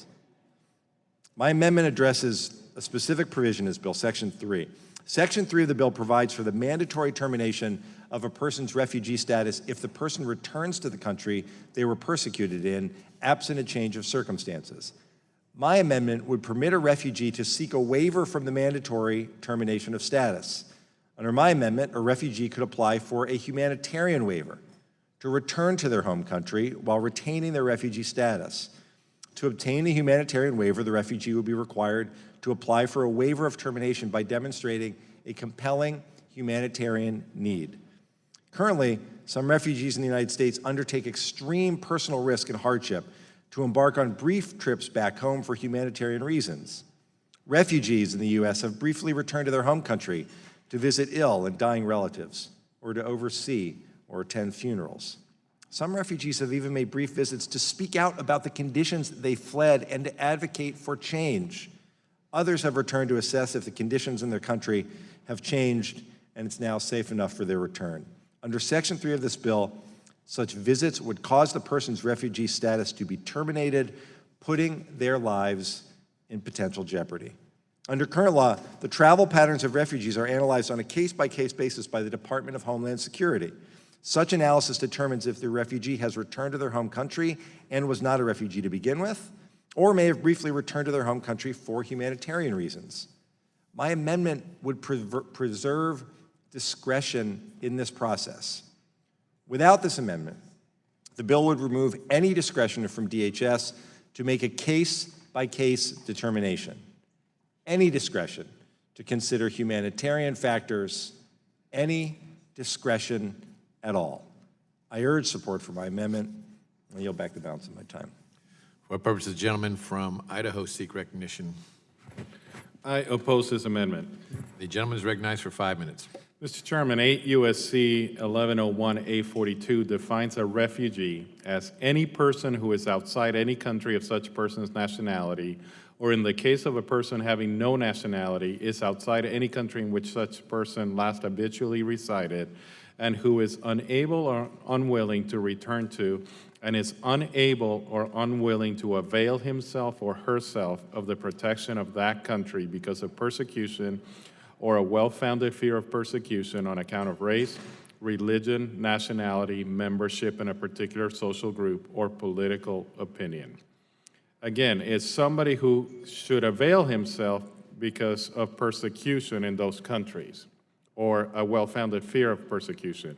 We should be welcoming to all individuals fleeing persecution, but if someone granted refugee status feels safe enough to return to the country from which they sought refuge, absent changed country conditions, and within a few years after they fled, they should no longer be allowed to avail themselves of the protections offered by refugee status in the United States. In fact, it's contrary to what the refugee status that was granted it was intended to protect them from. If a refugee has a genuine fear of persecution, it is highly unlikely that he or she would voluntarily return to the country from which they sought refuge. Those who do so make a mockery of our refugee laws, and for that purpose, I oppose this amendment and I yield back. Question occurs on the amendment. For the gentleman from Illinois seek recognition. I move to strike the last word. Gentleman is recognized for 5 minutes. Give my colleague, Mr. Deutsch, 2 minutes. I appreciate it, my friend from Illinois.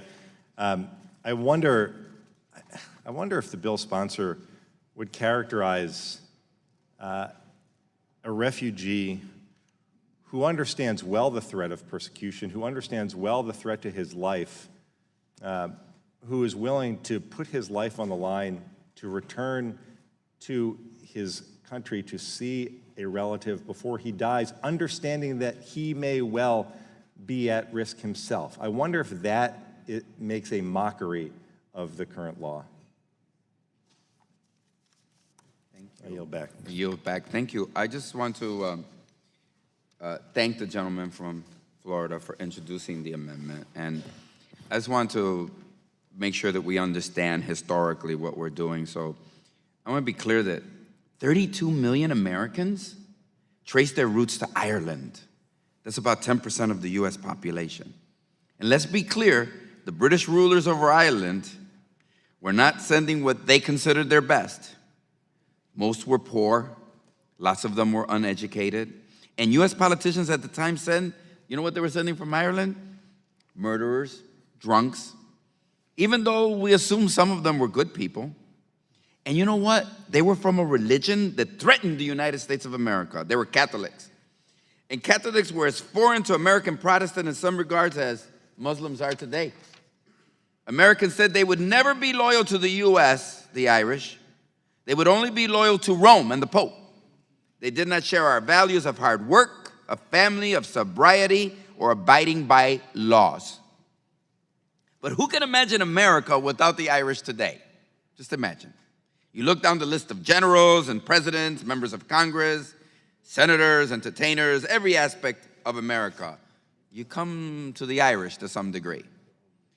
The Kennedy family can trace their Irish roots, according to article, to Wexford County. Patrick Kennedy, and I want to correct the record, the great-grandfather of John, Bobby, and Teddy Kennedy, left Ireland in 1848 in the midst of the crisis in Ireland. As each generations of Kennedys were born, the family moved up in the world. Patrick started as a successful stationery store. Patrick's son, Patrick J. Kennedy, went on to become a successful Boston politician, winning 5 consecutive terms to the Massachusetts House of Representatives and then 3 terms to the state Senate. Then his son, John P. Kennedy, became a leading member of the Democratic Party and the U.S. ambassador, the same man who was great-father was told not to come to this country, was the ambassador to the United Kingdom. And everyone knows the stories of Joseph's sons, John, Bobby, and Teddy, and his grandsons and daughters who served with distinction, including Joseph P. Kennedy III. He's my friend from Massachusetts, and he's a current member of Congress today. Okay, I understand that those on the other side might not be fans of the Kennedys and what they've contributed to the country in terms of civil rights and as war heroes, but America would not be the country it is today without their contributions to our success. So as we meet today to debate laws to keep out the wretched refuge of teeming shores, the homeless, the tempest-tossed, as we pass laws to pull back the drawbridge and put a black hood over the head of the Statue of Liberty, I hope those of us in this room who can trace their roots to someone who came across the water, risked everything, and bet their lives on a life in the United States, I hope all of us will reflect on those ancestors as we deliberate the laws that would have kept them, the 10% of us who can trace our roots back to Ireland, out of this country. I yield back the balance of my time. Question occurs on the amendment offered by the gentleman from Florida. All those in favor respond by saying aye. Aye. Those opposed, no. Being the chair, the noes have it. The amendment is not agreed to. Question, the clerk will call the roll. No. Just wait and you'll be recorded. I vote no. Mr. Goodlatte votes no. Mr. Sensenbrenner? No. Mr. Sensenbrenner votes no. Mr. Smith? Mr. Shabbat? Mr. Shabbat votes no. Mr. Issa? No. Mr. Issa votes no. Mr. King? No. Mr. King votes no. Mr. Franks? Mr. Gomert? Mr. Jordan? Mr. Poe? Mr. Marino? Mr. Marino votes no. Mr. Gowdy? Mr. Labrador? Mr. Labrador votes no. Mr. Farenthold? Mr. Collins? Mr. DeSantis? Mr. Buck? Mr. Ratcliffe? Mr. Ratcliffe votes no. Ms. Roby? Mr. Gates? Mr. Johnson of Louisiana? Mr. Johnson votes no. Mr. Biggs? Mr. Biggs votes no. Mr. Rutherford? Mr. Rutherford votes no. Ms. Handel? Ms. Handel votes no. Mr. Conyers? Aye. Mr. Conyers votes aye. Mr. Nadler? Aye. Mr. Nadler votes aye. Ms. Lofgren? Ms. Jackson Lee? Mr. Cohen? Mr. Johnson of Georgia? Mr. Johnson votes aye. Mr. Deutsch? Mr. Deutsch votes aye. Mr. Gutierrez? Mr. Gutierrez votes aye. Ms. Bass? Mr. Richmond? Mr. Jeffries? Mr. Cicilline? Mr. Cicilline votes aye. Mr. Swalwell? Mr. Liu? Mr. Liu votes aye. Mr. Raskin? Ms. Jayapal? Ms. Jayapal votes aye. Mr. Schneider? Mr. Schneider votes aye. The gentlewoman from Alabama. Ms. Roby votes no. Gentleman from Georgia. Mr. Collins votes no. Gentleman from Texas. Mr. Poe votes no. Gentleman from Colorado. Mr. Buck votes no. Gentleman from Texas. Mr. Gomert. Mr. Gomert votes no. Gentleman from Texas. Mr. Farenthold. Mr. Farenthold votes no. Has every member voted who wishes to vote? The clerk will report.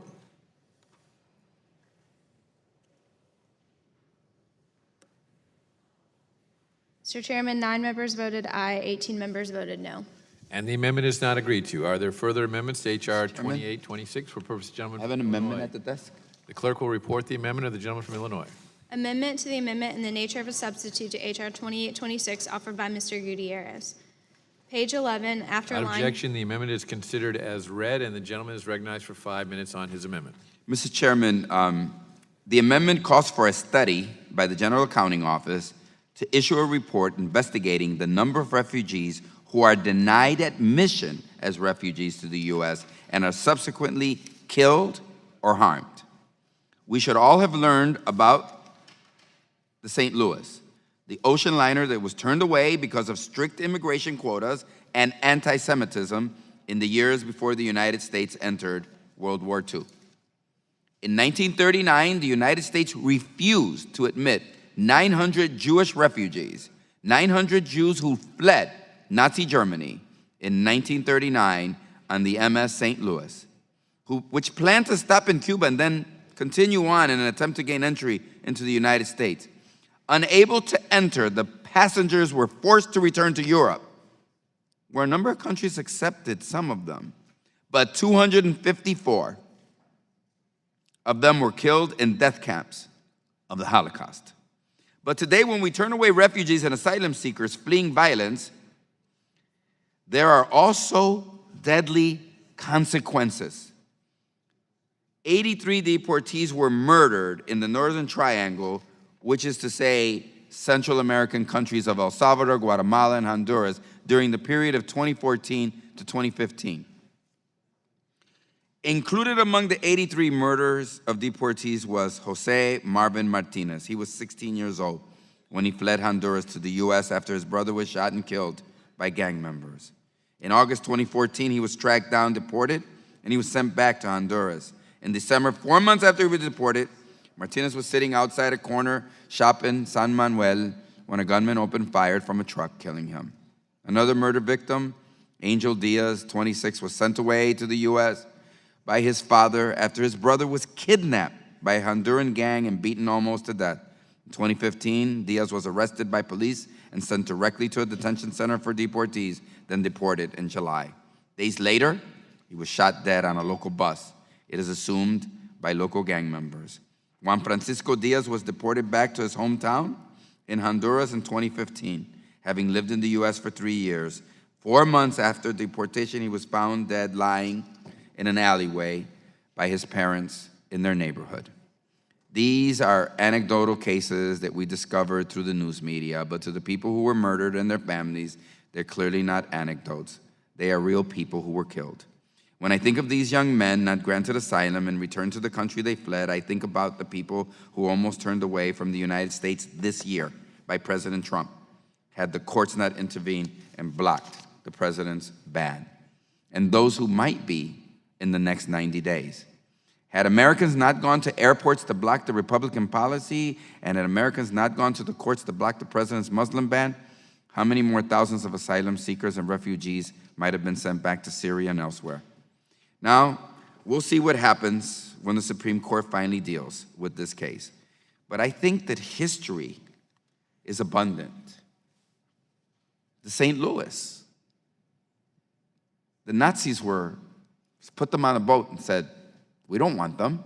We don't want these Jews. So they put them on a boat. What did the United States of America do? We said, we don't want them either. And hundreds of them died in Nazi concentration camps. Let's not repeat that history once again. We see what happens in Central America, in Honduras, and El Salvador, and in Guatemala. And they come seeking refuge to this country, and we send them back, and they are murdered. So, literally life and death decisions.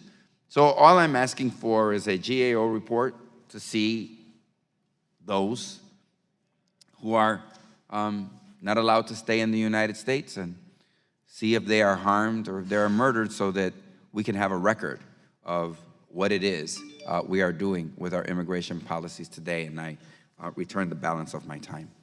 For purpose, the gentleman from Idaho seek recognition. Mr. Chairman, I oppose the amendment. The gentleman is recognized for 5 minutes.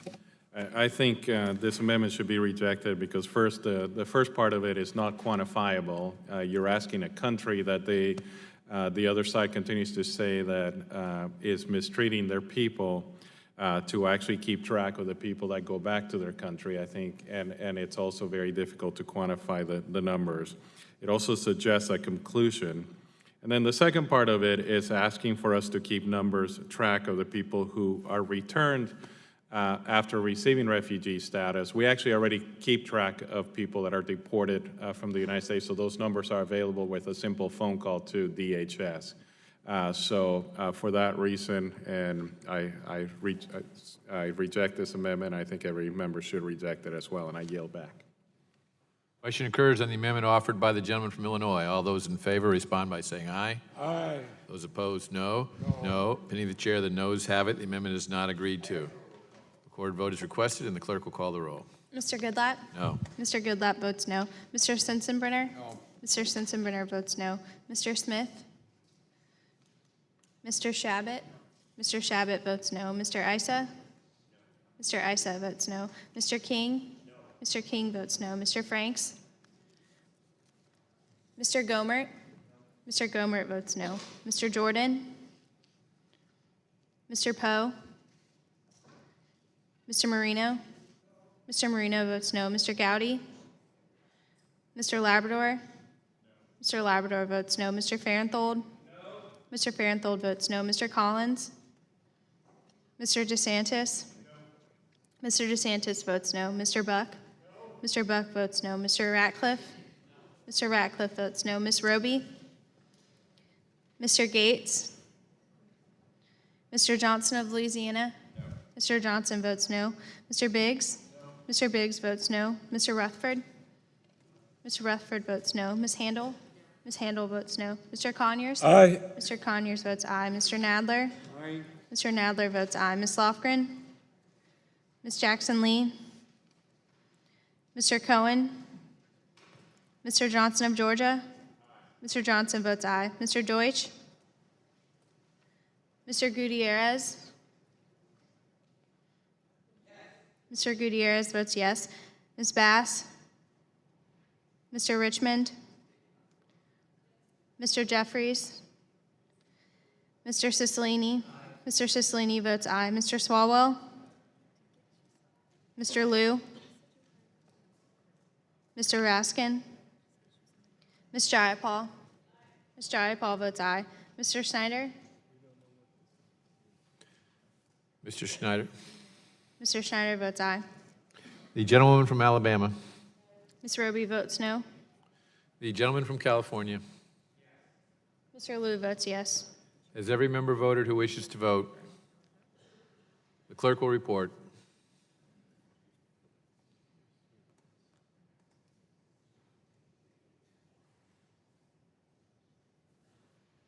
Mr. Chairman, 8 members voted aye, 17 members voted no. And the amendment is not agreed to. Are there further amendments to H.R. 2826 for a purpose the gentleman from Rhode Island seek recognition? Mr. Chairman, I have an amendment at the desk. Clerk will report the amendment. Amendment to the amendment in the nature of a substitute to H.R. 2826 offered by Mr. Cicilline. Strike Section 8. Without objection, the amendment is considered as read, and the gentleman is recognized for 5 minutes. Thank you, Mr. Chairman. My amendment would eliminate Section 8 of this legislation, which requires refugees who are applying for lawful permanent residency to demonstrate by clear and convincing evidence that they continue to face persecution in their home country. The refugee adjudication process already requires a rigorous interview during which applicants must reveal intensely traumatic experiences such as sexual violence, physical abuse, torture, and other atrocities. As this bill currently stands, refugees would have to undergo this interviewing process not just once, but again years later when applying for LPR status. My amendment would strike this requirement, requiring that refugees be asked to repeatedly relive the horrific experience which they escaped. As it stands, this bill also raises the burden of proof for showing fear of persecution to clear and convincing, which is significantly higher than the established standard of proving well-founded fear of persecution. In the landmark case of INS versus Cardozo-Fonseca, the Supreme Court concluded that the standard for establishing the likelihood of future harm for asylum need not be exceedingly high. Indeed, the court found that, and I quote, "One can certainly have a well-founded fear of an event happening when there is less than a 50% chance of the occurrence taking place," end quote. The well-founded fear standard hinges on whether a reasonable person in similar circumstances as the applicant would fear persecution, not on the statistical probability of the harm occurring. In support, the Supreme Court gives an example of a country where every 10th adult male is put to death or sent to a labor camp. The court concluded that, and I quote, "It would be only too apparent that anyone who has managed to escape from the country in question will have a well-founded fear of being persecuted upon his eventual return." In contrast, a clear and convincing standard, as described in the BIA precedent matter of Karuba, would require a, quote, "degree of proof, though not necessarily conclusive, which will produce in the mind of the court a firm belief or conviction, or as to that degree of proof which is more than a preponderance, but less than beyond a reasonable doubt," end quote. As the Supreme Court illustrated in Cardozo-Fonseca, raising the standard of proof would be dangerous, because even if there is less than a 50% chance of persecution, that probability is too high for us to take a chance and forcibly return an asylum seeker. A significantly higher burden would also mean that refugees would have to go through this second interview process with the fear that denial of adjustment of status could mean indefinite refugee status or being returned to the country they fled. The process for helping refugees should not exacerbate the traumatic experience they survived and escaped, and I urge my colleagues to support my amendment and yield back the balance of my time. What purpose does the gentleman from Idaho seek recognition?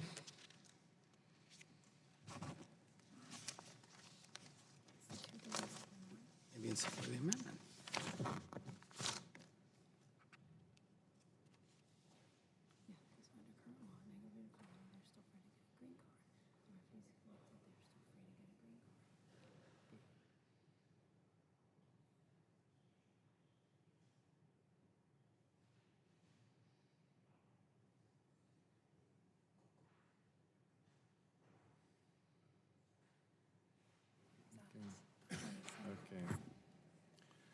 Mr. Chairman, I oppose the amendment. The gentleman is recognized for 5 minutes.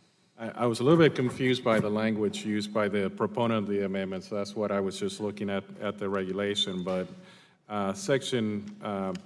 adjustment of status should always have the applicability of Section 237.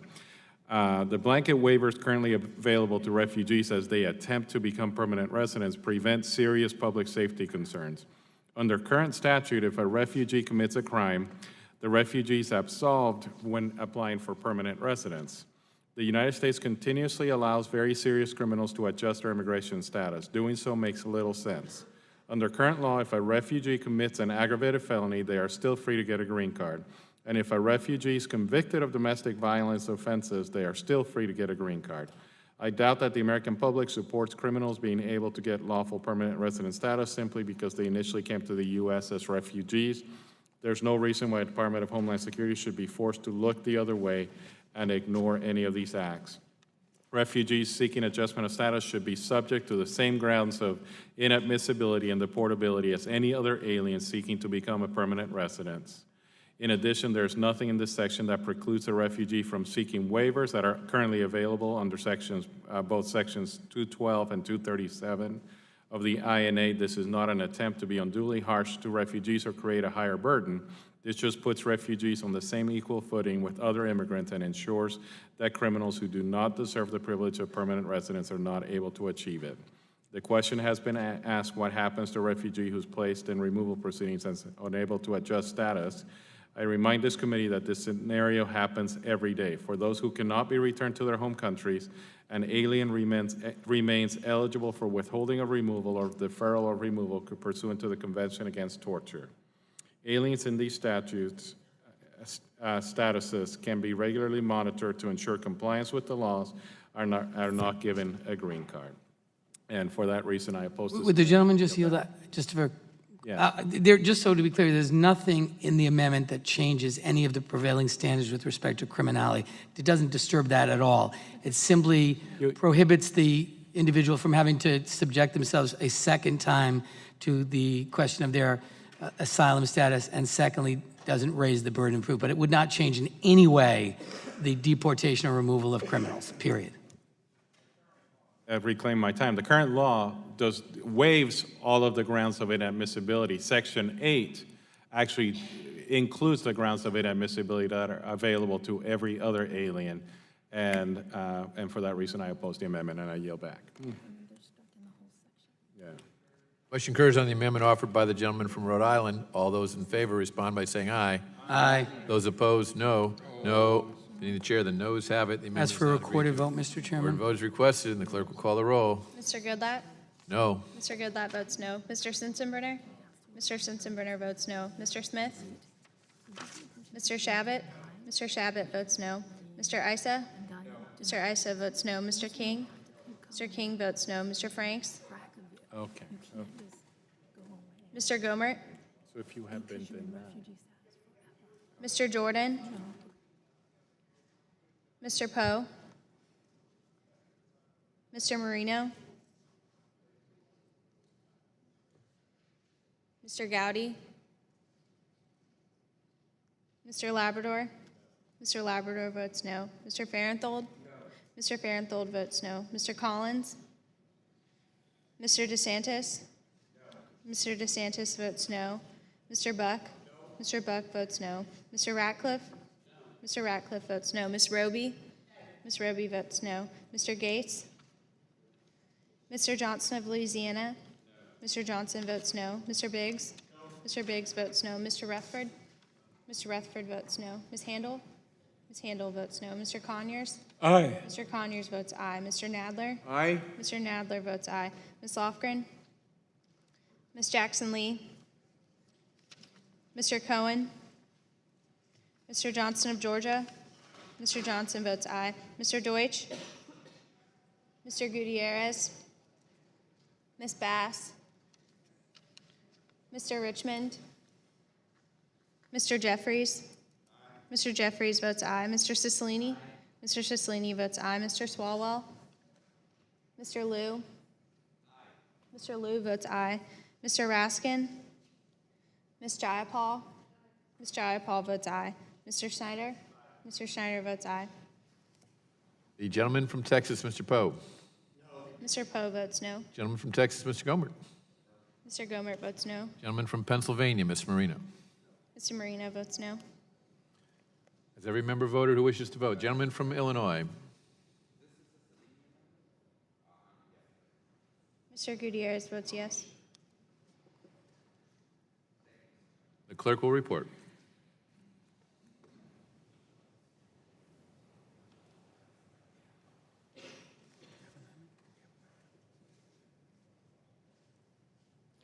Mr. Chairman, 9 members voted aye, 18 members voted no. And the amendment is not agreed to. Are there further amendments to H.R. 2826? Mr. Chairman, I have a second amendment at the desk. The clerk will report the second amendment of Mr. Cicilline.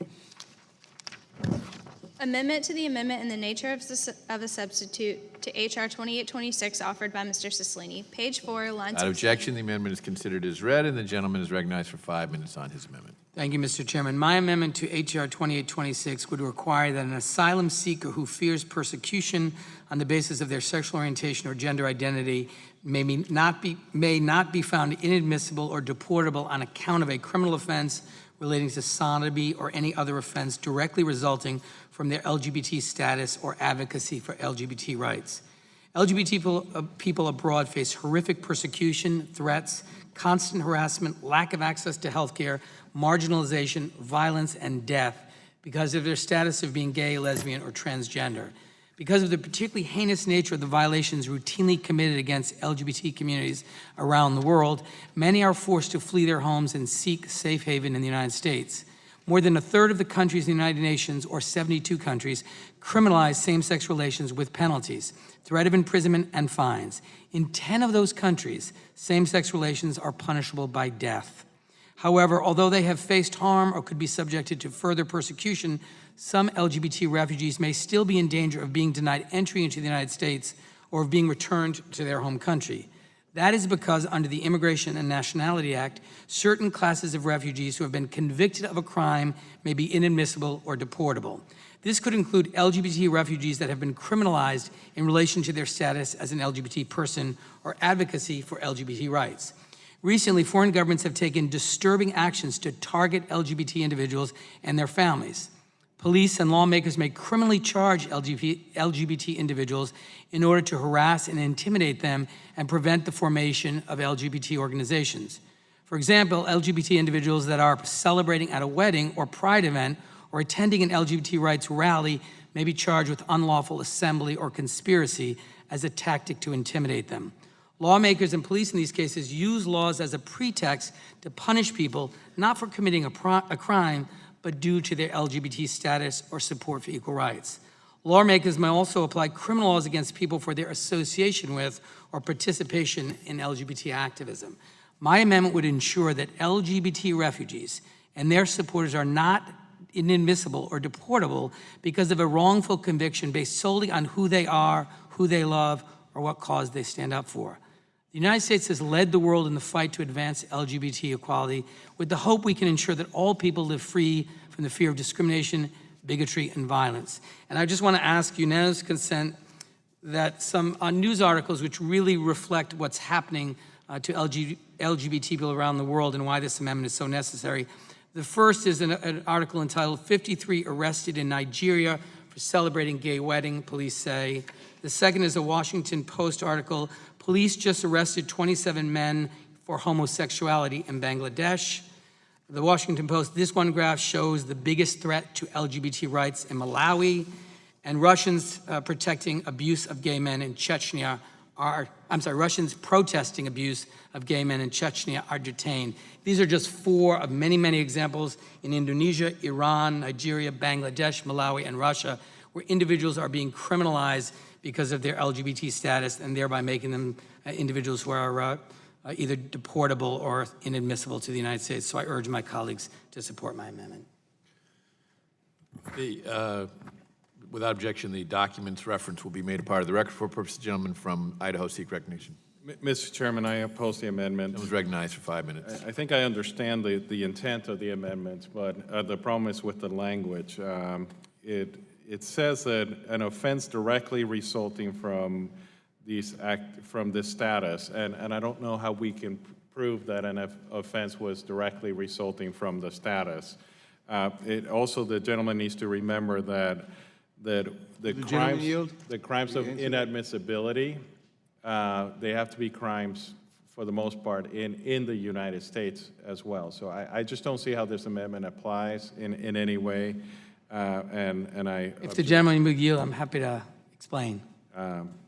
So for example, a person could be arrested for an illegal attending a rally, which a disturbance of the peace because they're in an LGBT rally. That's a crime under United States law, but by a determination can be made by a fact finder that it derives from their advocacy for LGBT rights or derives from their status. That's a factual determination which a fact finder can make, and we do it routinely in the law. So if in fact we are committed to protecting people from being deported or denied admission because in their country they've been harassed and accused of a crime or arrested because of their status, that's an important value for us to protect. Yeah, but what a terrible message. Reclaiming my time, that fact pattern is true of any rally that anybody attends in one of these that's countries. actually not true. With the gentleman would yield. It's my time, and I will not yield again. I think it's pretty clear that this is not something that we need to include in the law, and I yield back the balance of my time. Question occurs on the amendment offered by the gentleman from Rhode Island. All those in favor respond by saying aye. Aye. Those opposed, no. No. The chair, the noes have it. Request a recorded vote, Mr. Chairman. Recorded vote is requested, and the clerk will call the roll. Mr. Goodlatte? No. Mr. Goodlatte votes no. Mr. Sensenbrenner? Mr. Sensenbrenner votes no. Mr. Smith? Mr. Shabbat? Mr. Shabbat votes no. Mr. Issa? No. Mr. Issa votes no. Mr. King? Mr. King votes no. Mr. Franks? Mr. Gomert? Mr. Jordan? Mr. Poe? Mr. Marino? Mr. Gowdy? Mr. Labrador? Mr. Labrador votes no. Mr. Farenthold? No. Mr. Farenthold votes no. Mr. Collins? Mr. DeSantis? Mr. Buck? No. Mr. Buck votes no. Mr. Ratcliffe? Mr. Ratcliffe votes no. Ms. Roby? No. Ms. Roby votes no. Mr. Gates? Mr. Johnson of Louisiana? No. Mr. Johnson votes no. Mr. Biggs? No. Mr. Biggs votes no. Mr. Rutherford? Mr. Rutherford votes no. Ms. Handel? Ms. Handel votes no. Mr. Conyers? Aye. Mr. Conyers votes aye. Mr. Nadler? Aye. Mr. Nadler votes aye. Ms. Lofgren? Ms. Jackson Lee? Mr. Cohen? Mr. Johnson of Georgia? Mr. Johnson votes aye. Mr. Deutsch? Mr. Gutierrez? Ms. Bass? Mr. Richmond? Mr. Jeffries? Mr. Jeffries votes aye. Mr. Cicilline? Mr. Cicilline votes aye. Mr. Swalwell? Mr. Liu? Mr. Liu votes aye. Mr. Raskin? Mr. Raskin votes aye. Mr. Ipaul? Mr. Ipaul votes aye. Mr. Schneider? Mr. Schneider votes aye. The gentleman from Texas, Mr. Gomert. Mr. Gomert votes no. Gentleman from Pennsylvania, Mr. Marino. Mr. Marino votes no. Gentleman from Ohio, Mr. Jordan. Mr. Jordan votes no. Gentleman from California, Mr. Issa. Has every member voted who wishes to vote? Oh, the gentleman from Texas, Mr. Poe. Mr. Poe votes no. Clerk will report.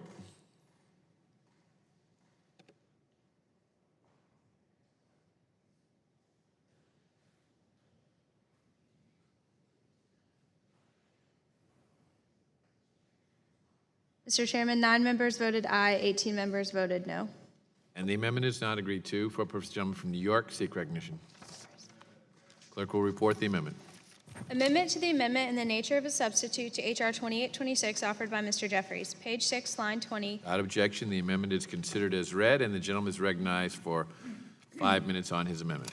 Thank you, Mr. Chairman. This amendment would ensure that counsel is appointed for refugees subject to in-person interviews or re-examination for admission pursuant to Section 8 of this bill. Section 8 would bar refugees from obtaining lawful permanent residence unless they reprove their refugee status using an overly burdensome, clear, and convincing standard during an in-person interview with a government official. Section 8 then forces those individuals who do not meet this new requirement to be returned to the custody of DHS every 5 years for inspection and re-examination. These are onerous provisions that justify, at minimum, the appointment of counsel in support of these highly vulnerable individuals, some of whom are children who have been persecuted and abused. Our nation, of course, was founded by immigrants that came to America in search of freedom, prosperity, education, and a better life for their families, while contributing to the economic and cultural fabric of this great country. The words on the Statue of Liberty that sits in New York Harbor, in the city that I'm proud to represent, read, "Give me your tired, your poor, your huddled masses yearning to breathe free, the wretched refuse of your teeming shore. Send these, the homeless, tempest-tossed to me. I lift my lamp beside the golden door." This poetic invitation for refugees and immigrants represents a foundational principle in our national character and has always helped define how we treat the most vulnerable amongst us. Section 8's requirement of mandatory re-examination of refugee status will endanger the ability of qualified individuals to remain in the United States and will likely prevent deserving refugees from obtaining, at some point in the future, lawful permanent residence. It could even force some to be sent back home to their death. Forcing refugees to return to a country of persecution would impose an onerous requirement for these individuals that no other applicant for lawful permanent residence in America is required to undertake. Moreover, requiring refugees, often extremely vulnerable individuals, to meet The onerous, clear, and convincing standard in this bill without counsel is wrong. We have an adversarial system of justice in America which requires both sides to have a meaningful opportunity to be heard. Absent legal representation, it will be difficult, if not impossible, for many refugees to vindicate their rights under law. Appointment of counsel will ensure that the substantive and procedural due process rights that we should hold dear on behalf of refugees are upheld, and that no individual is sent back to their possible doom when there is a bona fide fear of prosecution in their country of origin. The horrors witnessed by refugees and the years of trauma they endure would detrimentally impact their recollection and capacity to comprehensively advocate on their behalf in an adversarial proceeding. Failure to provide counsel makes a perilous situation worse.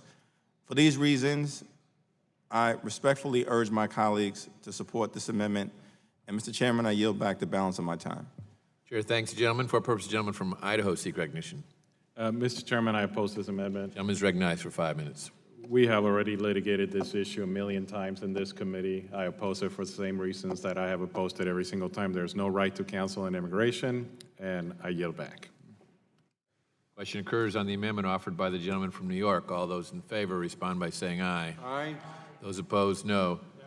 In the chair, the noes have it. The amendment is not agreed to. Record vote is requested, and the clerk will call the roll. Mr. Goodlatte? No. Mr. Goodlatte votes no. Mr. Sensenbrenner? Mr. Sensenbrenner votes no. Mr. Smith? Mr. Shabbat? Mr. Shabbat votes no. Mr. Issa?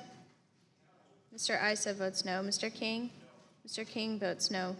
Mr. Franks? Mr. Gomert? Mr. Jordan? Mr. Jordan votes no. Mr. Poe? Mr. Marino? Mr. Marino votes no. Mr. Gowdy? Mr. Labrador? Mr. Labrador votes no. Mr. Farenthold? Mr. Farenthold votes no. Mr. Collins?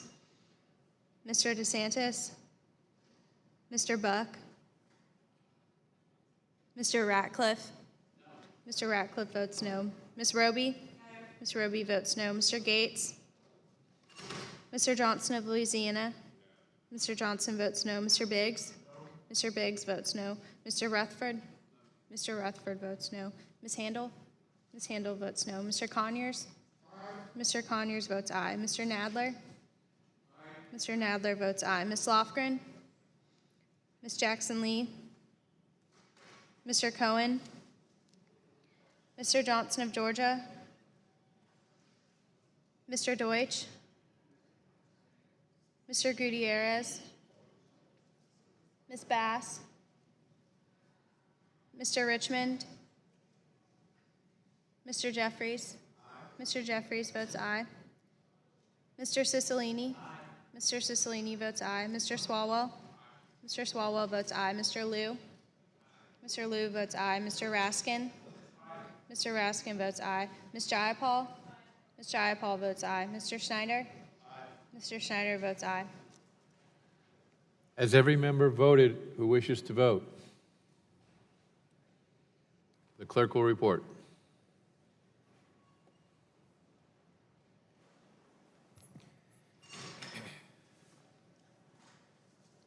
Mr. Chairman, 9 members voted aye, 15 members voted no. And the amendment is not agreed to. Are there further amendments to H.R. 2826? A reporting quorum being present, the question is on the motion. What purpose, the gentleman from I have an California? amendment at the desk. The clerk will report the amendment. Amendment to the amendment in the nature of a substitute to H.R. 2826 offered by Mr. Liu of California. At the end of Section 2. Without objection, the amendment is considered as read, and the gentleman is recognized for 5 minutes on his amendment. Thank you, Mr. Chair. Having served on active duty in the U.S. military, it's clear to me that our deployed forces often rely on the local population and their good deeds to assist our military personnel. Particularly in Iraq, we've had a lot of Iraqis risk their lives to be translators and to do other things for our U.S. military forces. In recognition of the risk that these local folks took, our government created the Special Immigrant Visa Program to allow them to come over to the United States. Unfortunately, because we've been in Iraq for so long and done so many operations, this visa program is about gone. And so a lot of these Iraqis now are trying to go through the regular refugee resettlement program. There's about 50,000 of these Iraqis, many of whom served as translators and help U.S. forces. The underlying bill has now the unintended consequence of limiting these Iraqi translators who can come in. So I have a very simple common sense amendment that says, look, let's just let these Iraqi translators come in. It creates 25,000 slots, which is less than we believe the number of Iraqi translators there actually are. If the author doesn't like that number, we're happy to work on a number, but we don't want to have this unintended consequence of this bill affect the very people that have helped U.S. forces and are still helping U.S. forces. So with that, I yield back. For what purpose does the gentleman from Idaho seek recognition? To oppose the amendment. Gentleman's recognized for 5 minutes. I appreciate the gentleman's service to our nation, and I appreciate all those who have served. I'm a little bit confused by this amendment, though, because I just spent some time arguing with the other side about special preferences, but apparently there are special preferences that the other side agrees to. And we have given special preferences to Iraqi interpreters. In fact, not only do we include them in the refugee program, but we have a special immigrant visa that allows them to come, and those numbers are increased almost every year in the NDAA and in other vehicles. So I don't think this is necessary, and for that reason I oppose the amendment and I yield back. Question occurs on the amendment offered by the gentleman from California. All those in favor respond by saying aye. Aye. Those opposed, no. In the chair, the noes have it. The amendment is not agreed to. Are there... A record vote is requested, and the clerk will call the roll. Mr. Goodlatte? No. Mr. Goodlatte votes no. Mr. Sensenbrenner? Mr. Smith? Mr. Shabbat? Mr. Shabbat votes no. Mr. Issa? Mr. King? Mr. King votes no. Mr. Franks? Mr. Gomert? Mr. Jordan? Mr. Jordan votes no. Mr. Poe? Mr. Marino? Mr. Marino votes no. Mr. Gowdy? Mr. Labrador? Mr. Labrador votes no. Mr. Farenthold? Mr. Farenthold votes no. Mr. Collins? Mr. DeSantis? Mr. Buck? Mr. Ratcliffe? Mr. Ratcliffe votes no. Ms. Roby? Ms. Roby votes no. Mr. Gates? Mr. Johnson of Louisiana? Mr. Johnson votes no. Mr. Biggs? Mr. Biggs votes no. Mr. Rutherford? Mr. Rutherford votes no. Ms. Handel? Ms. Handel votes no. Mr. Conyers? Mr. Conyers votes aye. Mr. Nadler? Aye. Mr. Nadler votes aye. Ms. Lofgren? Ms. Jackson-Lee? Mr. Cohen? Mr. Johnson of Georgia? Mr. Deutsch? Mr. Gutierrez? Ms. Bass? Mr. Richmond? Mr. Jeffries? Mr. Cicilline? Mr. Cicilline votes aye. Mr. Swalwell? Mr. Swalwell votes aye. Mr. Liu? Mr. Liu votes aye. Mr. Raskin? Mr. Raskin votes aye. Ms. Jayapal? Ms. Jayapal votes aye. Mr. Schneider? Mr. Schneider votes aye. The gentleman from Wisconsin. Mr. Sensenbrenner votes no. Gentleman from California. Mr. Issa votes no. Has every member voted who wishes to vote? Clerk will report.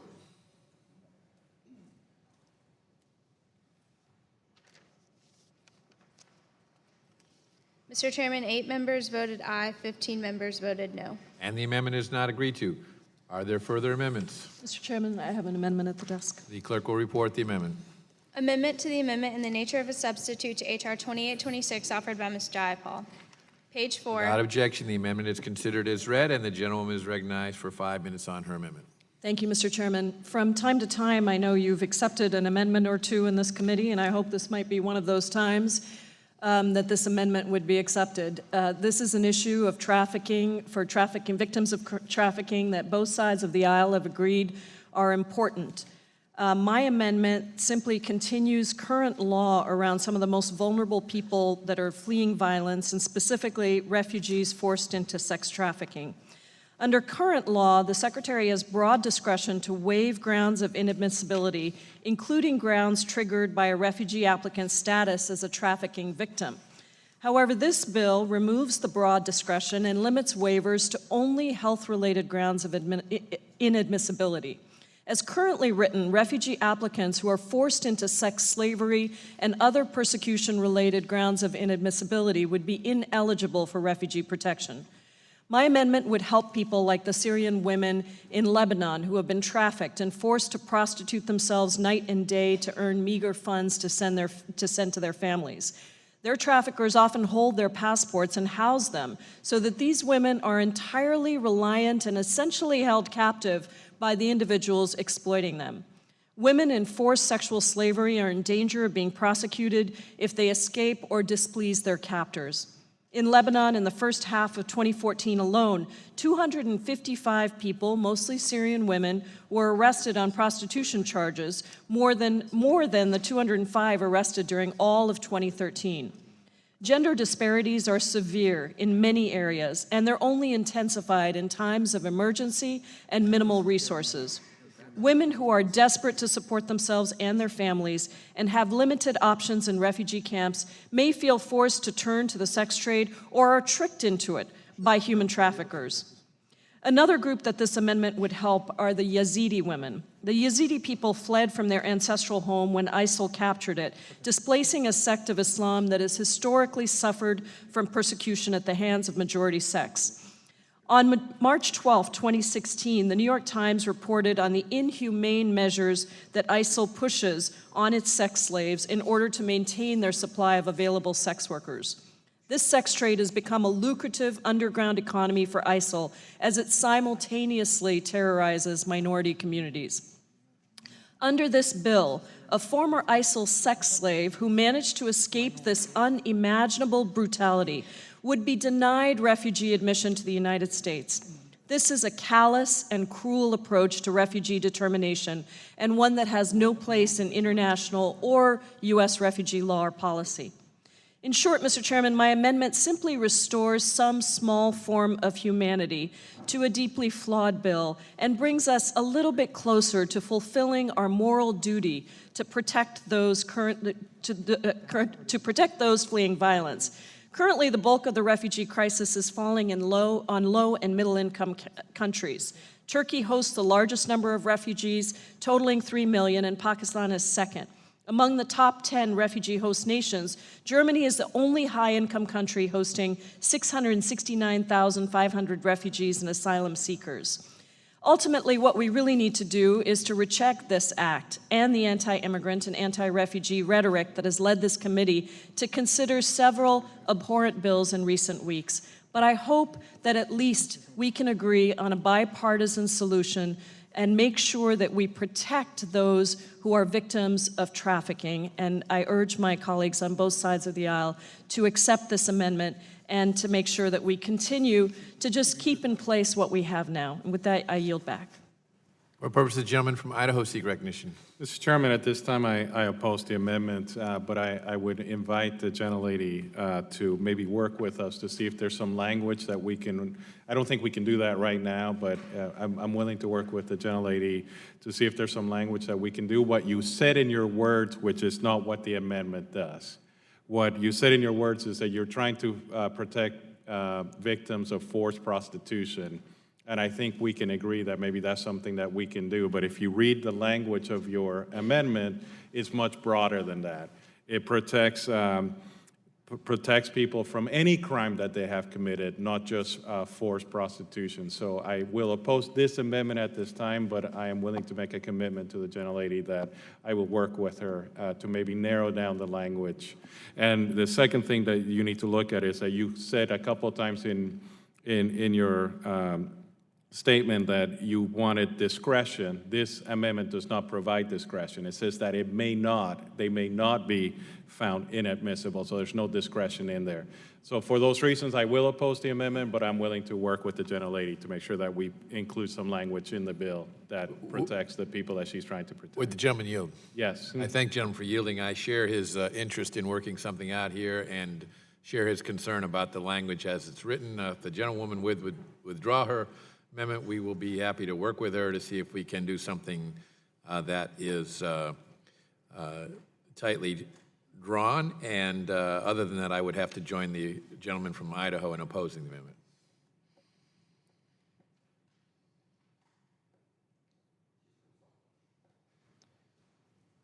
Mr. Chairman, and I thank the sponsor of the legislation, the gentleman from Idaho, for your willingness to work on this. I'm wondering if we can go ahead and take a vote on the amendment, but still work with you to resolve and come up with language. Would that be acceptable? I don't have a problem with that. I'm just trying to expedite. We're about to be called for vote. Maybe if you are willing to not have a roll call vote. I mean, we want to work with you on this amendment. And if you want to take a vote, but it's up to you. I'm not going to. I'm willing to work with you regardless. If the gentlewoman would yield. I will yield, Mr. Chair. I would suggest to the gentlewoman that our willingness to work is to not put ourselves at odds over the language that you have before us, and that finding common ground would also find common votes. So I think it would be better if you withdrew the amendment. But Mr. Chairman, I will accept the offer to work on this amendment with you, and I hope that we can incorporate it into the bill. with that, if the gentleman withdraws the amendment, he has the commitment of myself and the subcommittee chairman to work with you. I will withdraw the amendment. Are there further amendments to H.R. 2826? Mr. Chairman. For the purpose of the gentleman from Maryland seek recognition. I have an amendment in the nature of a substitute. An amendment to the amendment in the nature of a substitute. Okay, that's in order, and an amendment in the nature of substitute is not in order, but the clerk will report the amendment to the amendment in the nature of substitute. Amendment to the amendment in the nature of a substitute to H.R. Without objection, the amendment is considered as read, and the gentleman is recognized for 5 minutes on his amendment. Mr. Chairman, thank you very much. And in the spirit of Ms. Jayapal's amendment, I think this is one that I would hope the offer of the amendment would see as a friendly amendment. It goes back to the religious question we were discussing before. I think there were two major issues raised. One was lifting religious persecution above other forms of persecution, which would be unprecedented within the statute, but this doesn't deal with that problem. This instead deals with the other problem raised, which is that it privileges practitioners of a minority religion over everyone else, including the other major target group for religious persecution, which is secularists, atheists, agnostics, people who have been persecuted in many of the 44 countries where blasphemy, apostasy, heresy, sorcery, and witchcraft laws are still in existence. So the language of minority religion would capture someone like the Christian governor of Jakarta, who recently was sentenced to prison at hard labor for 2 years because he defended himself in a debate with an Islamist opponent by saying there was nothing in the Quran that prevented a faithful Muslim from voting for a Christian. So it would take care of that. But what about all of the secularists and people who are big fans of the American system of government, the separation of church and state, and Thomas Jefferson and James Madison, who are in prison in countries like Saudi Arabia and Indonesia and Bangladesh and Pakistan for blasphemy offenses? So this amendment adds 5 words simply to say practitioners of a minority religion or practitioners of no religion, and it lifts the secularists up to the same level of people who are being prosecuted for blasphemy because their religion is different from the Orthodox religion. And I hope this is something that the offerer would see fit to accept. And I think, even if he's got no sympathy for the secularists who are rotting in prison in some of those countries, it makes this legislation a far more seaworthy vehicle constitutionally, because the Supreme Court has repeatedly said that government cannot prefer either one religious sect to all the other religious sects, nor can it prefer religion as against irreligion. So with that, I hope to offer this as a friendly amendment to the amendment in the nature of a substitute. For purpose, the gentleman from Idaho seek recognition. Mr. Chairman, I oppose the amendment. That was recognized. It is not unprecedented in refugee law to have religious preferences. We have had them for over 25 years and even before that. So every time I hear that, I have to remind the people on the other side that we have had preferences in refugee law, and they have not been found to be unconstitutional or to be in violation of our First Amendment rights. Second of all, we are trying to protect people for their religious beliefs in this legislation. I don't think that this additional language is necessary, and I yield back. Question occurs on the amendment offered by the gentleman from Maryland. All those in favor respond by saying aye. Aye. Those opposed, no. Being the chair, the noes have it. The amendment is not agreed to. Are there further amendments to H.R. 2826?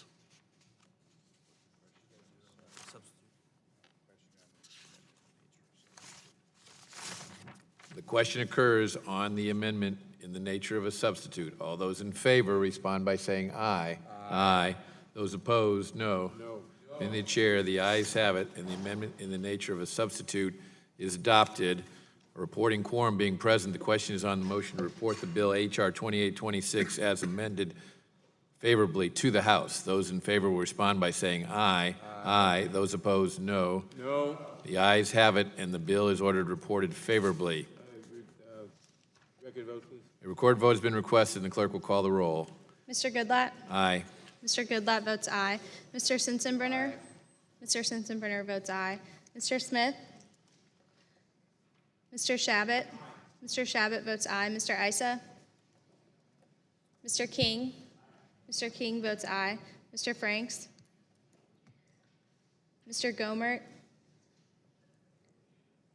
Mr. Jordan? Mr. Jordan votes yes. Mr. Poe? Mr. Marino? Mr. Marino votes yes. Mr. Gowdy? Mr. Labrador? Mr. Labrador votes yes. Mr. Farenthold? Mr. Farenthold votes yes. Mr. Collins? Mr. DeSantis? Mr. Buck? Mr. Buck votes yes. Mr. Ratcliffe? Mr. Ratcliffe votes yes. Ms. Roby? Ms. Roby votes aye. Mr. Gates? Mr. Johnson of Louisiana? Mr. Johnson votes aye. Mr. Biggs? Mr. Biggs votes aye. Mr. Rutherford? Mr. Rutherford votes aye. Ms. Handel? Ms. Handel votes yes. Mr. Conyers? Mr. Nadler? No. Mr. Nadler votes no. Ms. Lofgren? Ms. Lofgren votes no. Ms. Jackson Lee? Mr. Cohen? Mr. Cohen votes no. Mr. Johnson of Georgia? Mr. Deutsch? Mr. Gutierrez? Mr. Gutierrez votes no. Ms. Bass? Mr. Richmond? Mr. Jeffries? Mr. Cicilline? Mr. Cicilline votes no. Mr. Swalwell? Mr. Swalwell votes no. Mr. Liu? Mr. Liu votes no. Mr. Raskin? Mr. Raskin votes no. Mr. Ipoll? Mr. Ipoll votes no. Mr. Snyder? Mr. Snyder votes no. Has every member voted? The gentleman from Michigan. No. Mr. Conyers votes no. Has every member voted who wishes to vote? The clerk will report.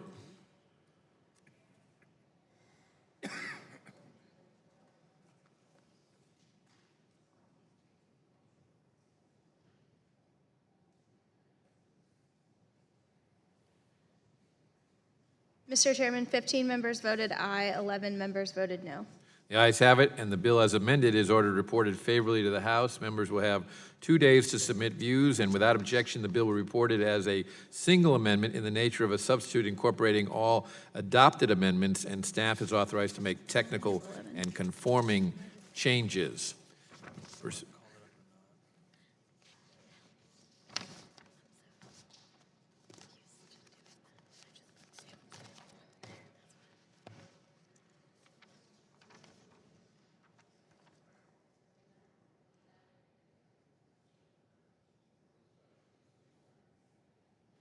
Pursuant to notice, I now call up H.R. 1096 for purposes of markup and move that the committee report the bill favorably to the House. The clerk will report the bill. H.R. 1096, to amend Title 31 United States Code to provide for transparency of payments made from the judge.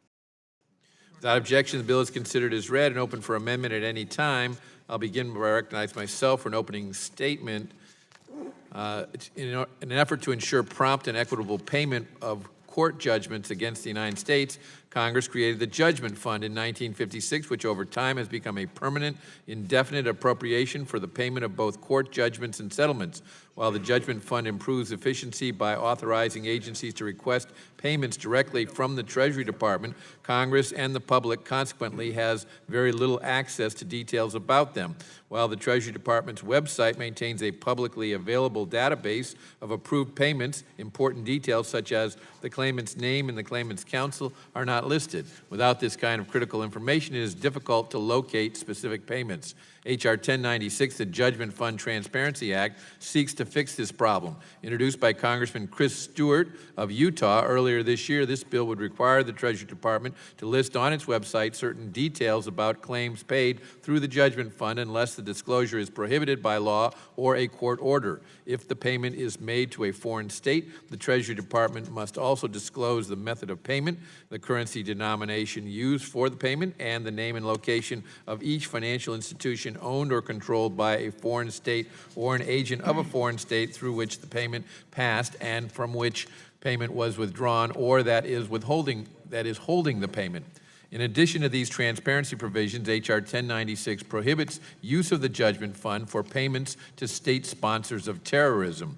Under the current Judgment Fund statute, a final judgment or settlement against the U.S. government will be paid out of the Judgment Fund as long as 3 conditions are met.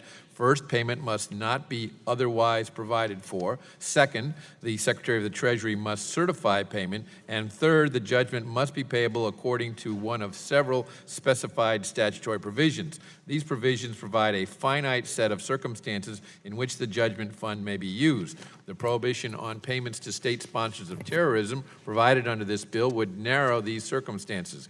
In order for Congress to properly do its job of exercising oversight over the Judgment Fund, we need to have more information about the payments. This bill responds to the increased need for Congress to retain its power over the purse and for the American people to know how their hard-earned dollars are being spent. For these reasons, I support this bill, and I encourage others to do so as well. And I now recognize the ranking member of the committee for his opening statement. Thank you, Mr. Chairman.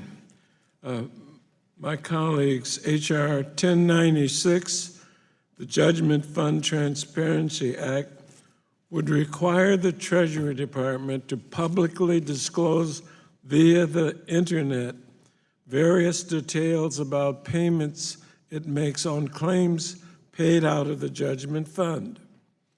The Treasury Department is already required to publish much of this information, but personal details about the individuals are currently protected by the Privacy Act.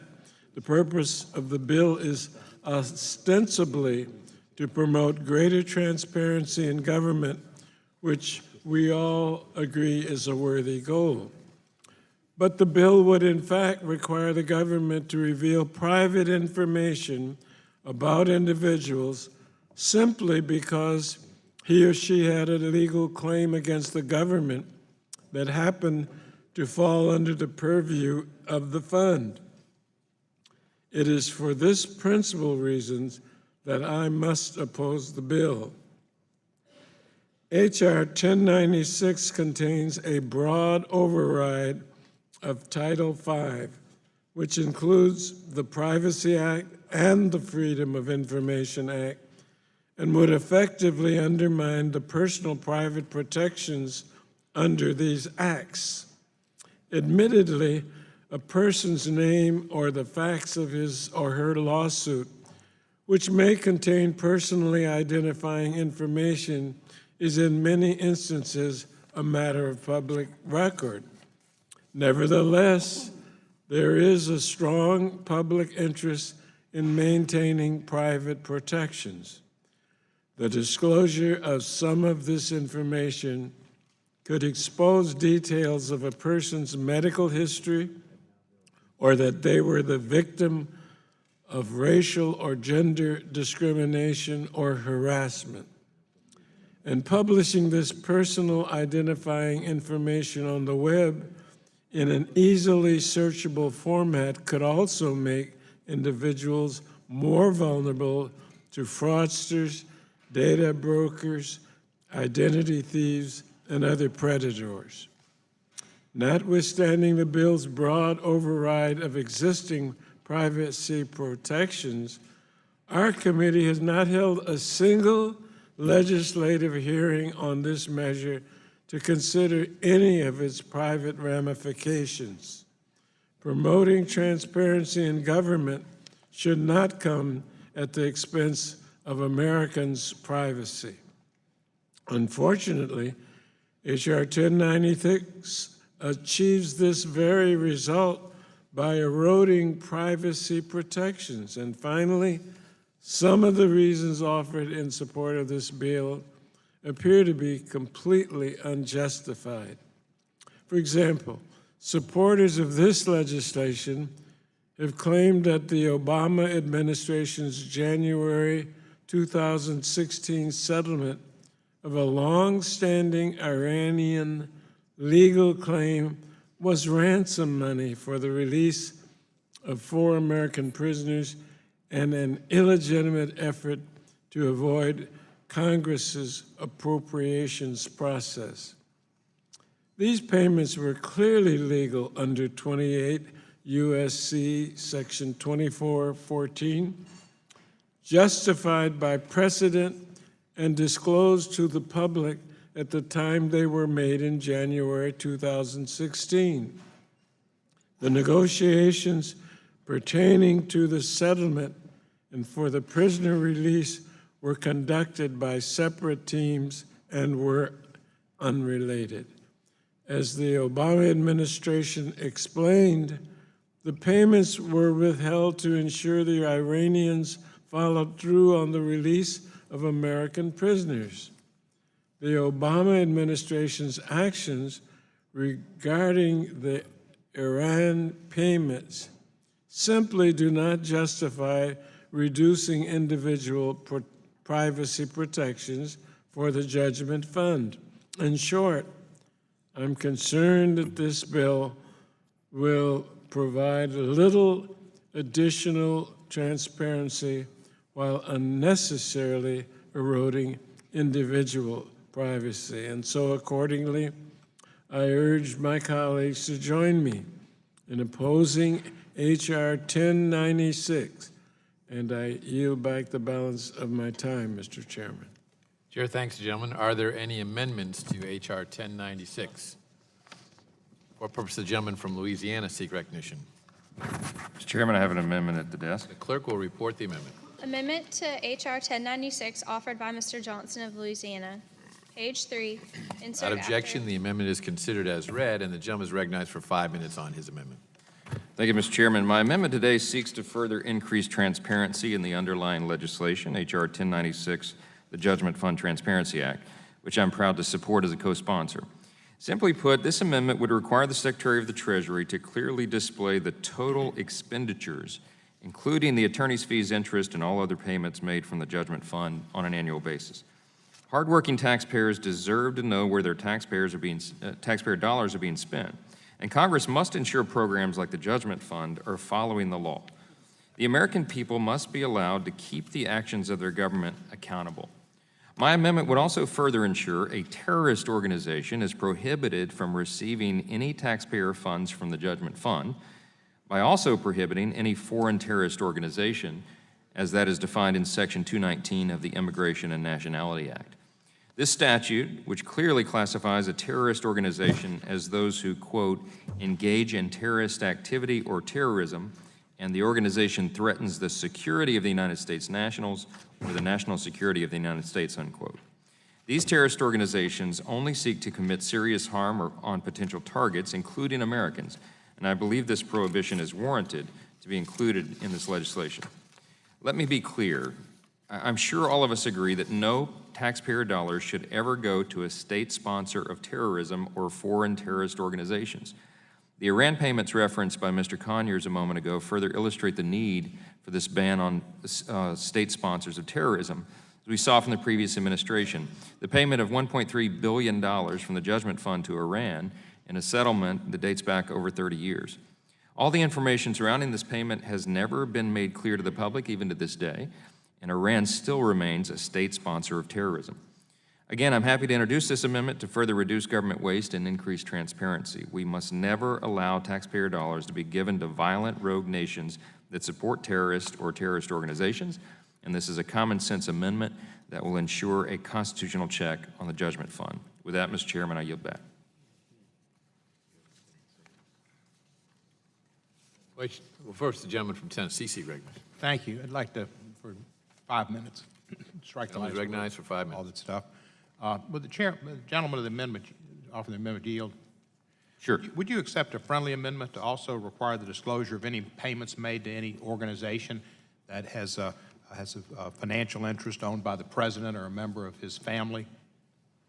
I would not accept that friendly amendment to this because it's a separate measure unrelated to what I'm trying to accomplish with this one. But you're trying to get transparency. Don't you think that any payments made to the Trump organization or to anybody in his family by the United States government or any funds expended by the United States government to organizations that are owned by the Trump family? Will the gentleman yield? Yes. That's exactly what this law does. If there's any funds paid out of the Judgment Fund, there'll be greater disclosure as a result of this bill. And the gentleman's amendment simply tightens up that language and also deals with the issue of not transferring funds to terrorist organizations. So I think the gentleman's What I'm saying, suggestion sir, is that he completely should, out of order. No, well, it's not out of order if it's to not allow payments to be made to those groups, because that's not part of the law, and he's trying to add this Title 28 to say you can't pay to a terrorist organization.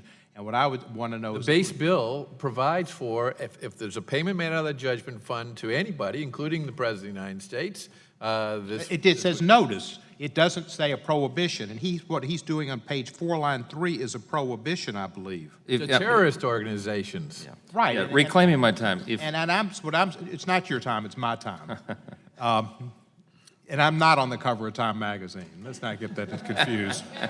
Yeah, I think Connolly is too now. What I'm saying is that we shouldn't make payments to terrorist organizations, nor should we be making payments to organizations that the Trump folks have investments in and or own. Like, we shouldn't be paying for events at the Trump Hotel or rental space at the Trump Tower for the FBI or the whoever's there. Would you accept that as an amendment? I would not accept that amendment because, with due respect, the gentleman is trying to equate the President of the United States, a duly elected President of the United States, with a terrorist organization. No, So you it's may a be doing that. I reclaim my time. I reclaim my time. Okay. I am not doing that, and I'm not going to have you say that.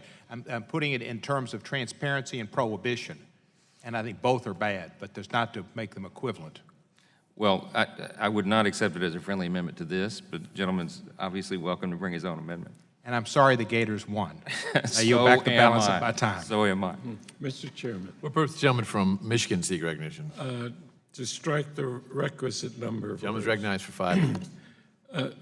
Members of the committee, this amendment, in my mind, does not address any of the concerns I raised in my opening statement.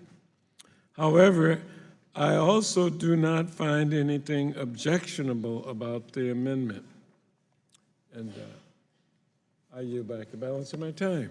Question occurs on the amendment offered by the gentleman from Louisiana. All those in favor respond by saying aye. Those opposed, no. No. The ayes have it, and the amendment is agreed to. Are there any further amendments to H.R. 1096? Mr. Chairman, What purpose, the gentleman from Iowa seek recognition. Move to strike the last word. Gentleman is recognized for 5 minutes. Thank you, Mr. Chairman. I intend to ask a question, ask the chairman if he'll yield. I just want to make some clarifications here on the judgment fund and things that I'm interested in that we have discussed over the time and the years, and that is, this bill becomes law. Will we then learn the balance in the judgment funds? Will we learn the receipts in the judgment funds? Will we learn the distributions of the judgment funds? And will we learn about the transfer of funds that are directed by perhaps the Justice Department to be paid to their directed recipients that don't necessarily go through the judgment funds? And I raise these questions because I want to make sure we have a complete approach to this. And if we're a little short, I'd like to be able to pick up those pieces and do some work after committee. Well, first of all, this legislation is clearly designed to create more transparency with regard to payments made from the judgment fund. And if the gentleman has refinements that he's not ready to offer today, we certainly be willing to work with him as he moves to as we move the legislation to the floor. That satisfies me very well, Mr. Chairman, and you're aware that we have a request for a GAO report that's on the books, too, that it's kind of slow getting it done. So I intend to work with it in that direction. I appreciate your response, and I'll be supporting the bill and yield back the balance of my time. Thanks. Gentleman from California, seek recognition. I move to strike the last word. Gentleman is recognized for 5 minutes.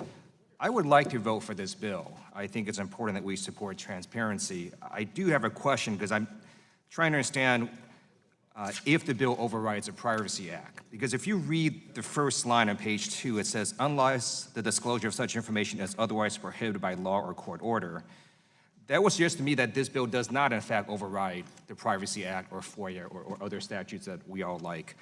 But then on page 3, section E, it says essentially that, except with regard to children under 18, the disclosure of information required in this section shall not be considered a clearly unwarranted invasion of personal privacy for purposes of Title V United States Code. I'm trying to understand what that means, because if this bill doesn't override the Privacy Act, then I'm going to vote for it. But if it does, then I'm not. I'm just trying to understand how that provision works with the first line of the bill. I think the gentleman's concern is addressed by that provision because there are certain circumstances where a court would seal a judgment, but ordinarily judgments are a public matter, and so the disclosure of information paid by the United States government to an individual who has a judgment or a settlement with the government is not ordinarily something that would be covered by the Privacy Act. But there could be circumstances where, for example, a judge says that this is going to be not disclosed. For some reason, that would be within the purview of the court, and therefore it would not be disclosed as per that provision that you just read. So in my opinion, you're protected, but that's subject to each member's interpretation.